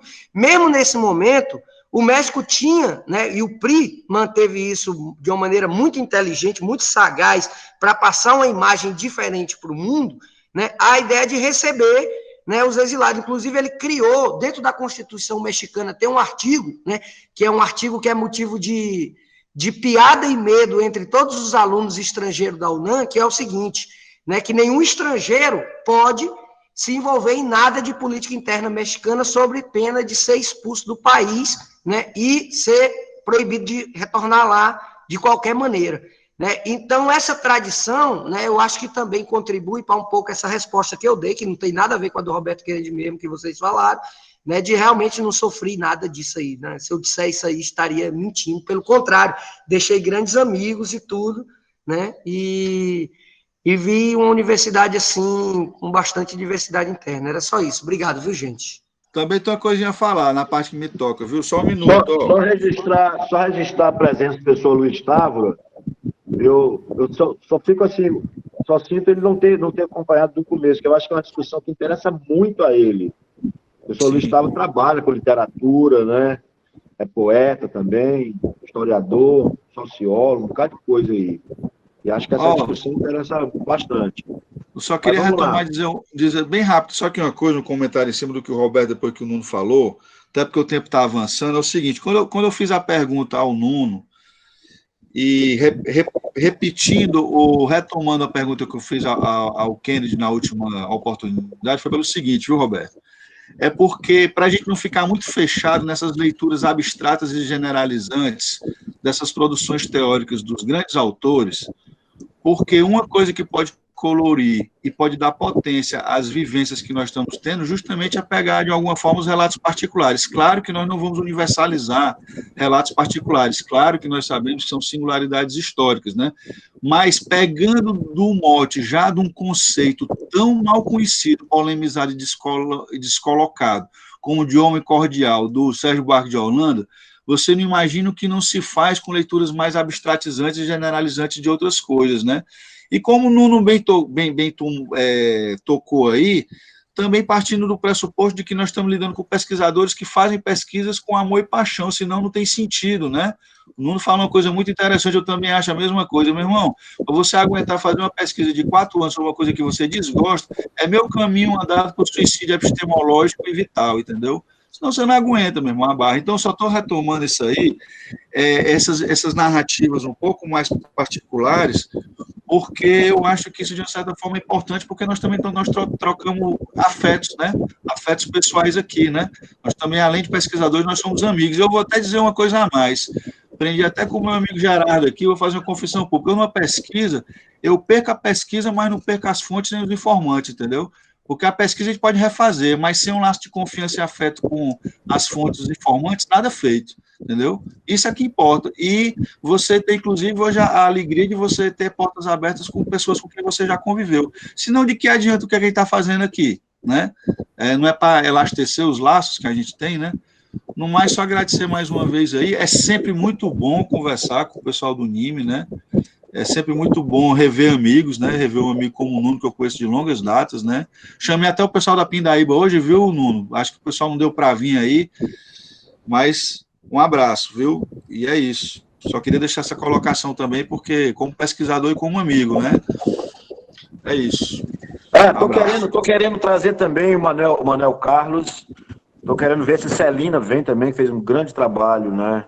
Sobre o humor na Belle Époque de Natal, lá do Rio Grande do Norte. Bem interessante, ela estuda charges, é bem legal. E ela faz uma discussão histórica também, né? Sobre o contexto. São alguns que estão na fita, que estão aí até o final do ano. Eu estou querendo manter essas reuniões toda quarta-feira. Né? Todos estão convidados e pode convidar quem vocês quiserem também. Vamos abrir esse negócio aí, para quem puder. Sim, aí vamos, Nuno, vamos fechando, se alguém não tiver, vamos fechando aí, Nuno. Só dar um recadinho para o Nuno. Ainda, vai lá, professor. Nuno, queria só agradecer aí pela lembrança da Constituição de 1917, né, do México, porque entre ela de Weimar, a Constituição Federal, a Constituição, ou seja, a Lei Suprema do México, que reuniu os intelectuais contra a ditadura do Porfírio, né? É interessantíssimo como essa Constituição se tornou lei suprema e protegeu os direitos sociais, e você tocou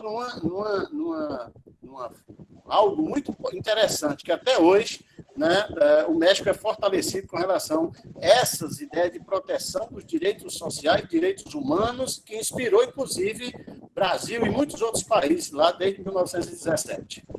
Tá? Isso com fundo de representação e inspiração lá de Bakunin, que foi adotado com os intelectuais, né, que ajudaram na construção daquela Constituição de 1917 lá no México. Muito obrigado. Ok. Aí, vamos fechar então, né? Aí, Nuno, se você quiser falar aí, encerrando, eu de antemão já agradeço aí, em nome do NIME, né, pela discussão. Acho que foi uma discussão maravilhosa, eu adorei, entendeu? E acho que ela serviu de luz aí para muita gente. Ela pode iluminar alguma das nossas pesquisas também, né? Enfim, acho que foi muito legal a discussão, as intervenções, as questões propostas, entendeu? Acho que foi tudo de bom. Fala, Nuno. O que você manda ainda aí? Não, só dizer isso. Obrigado, Gerardo. Obrigado a você, cara. Obrigado mesmo. Obrigado mesmo.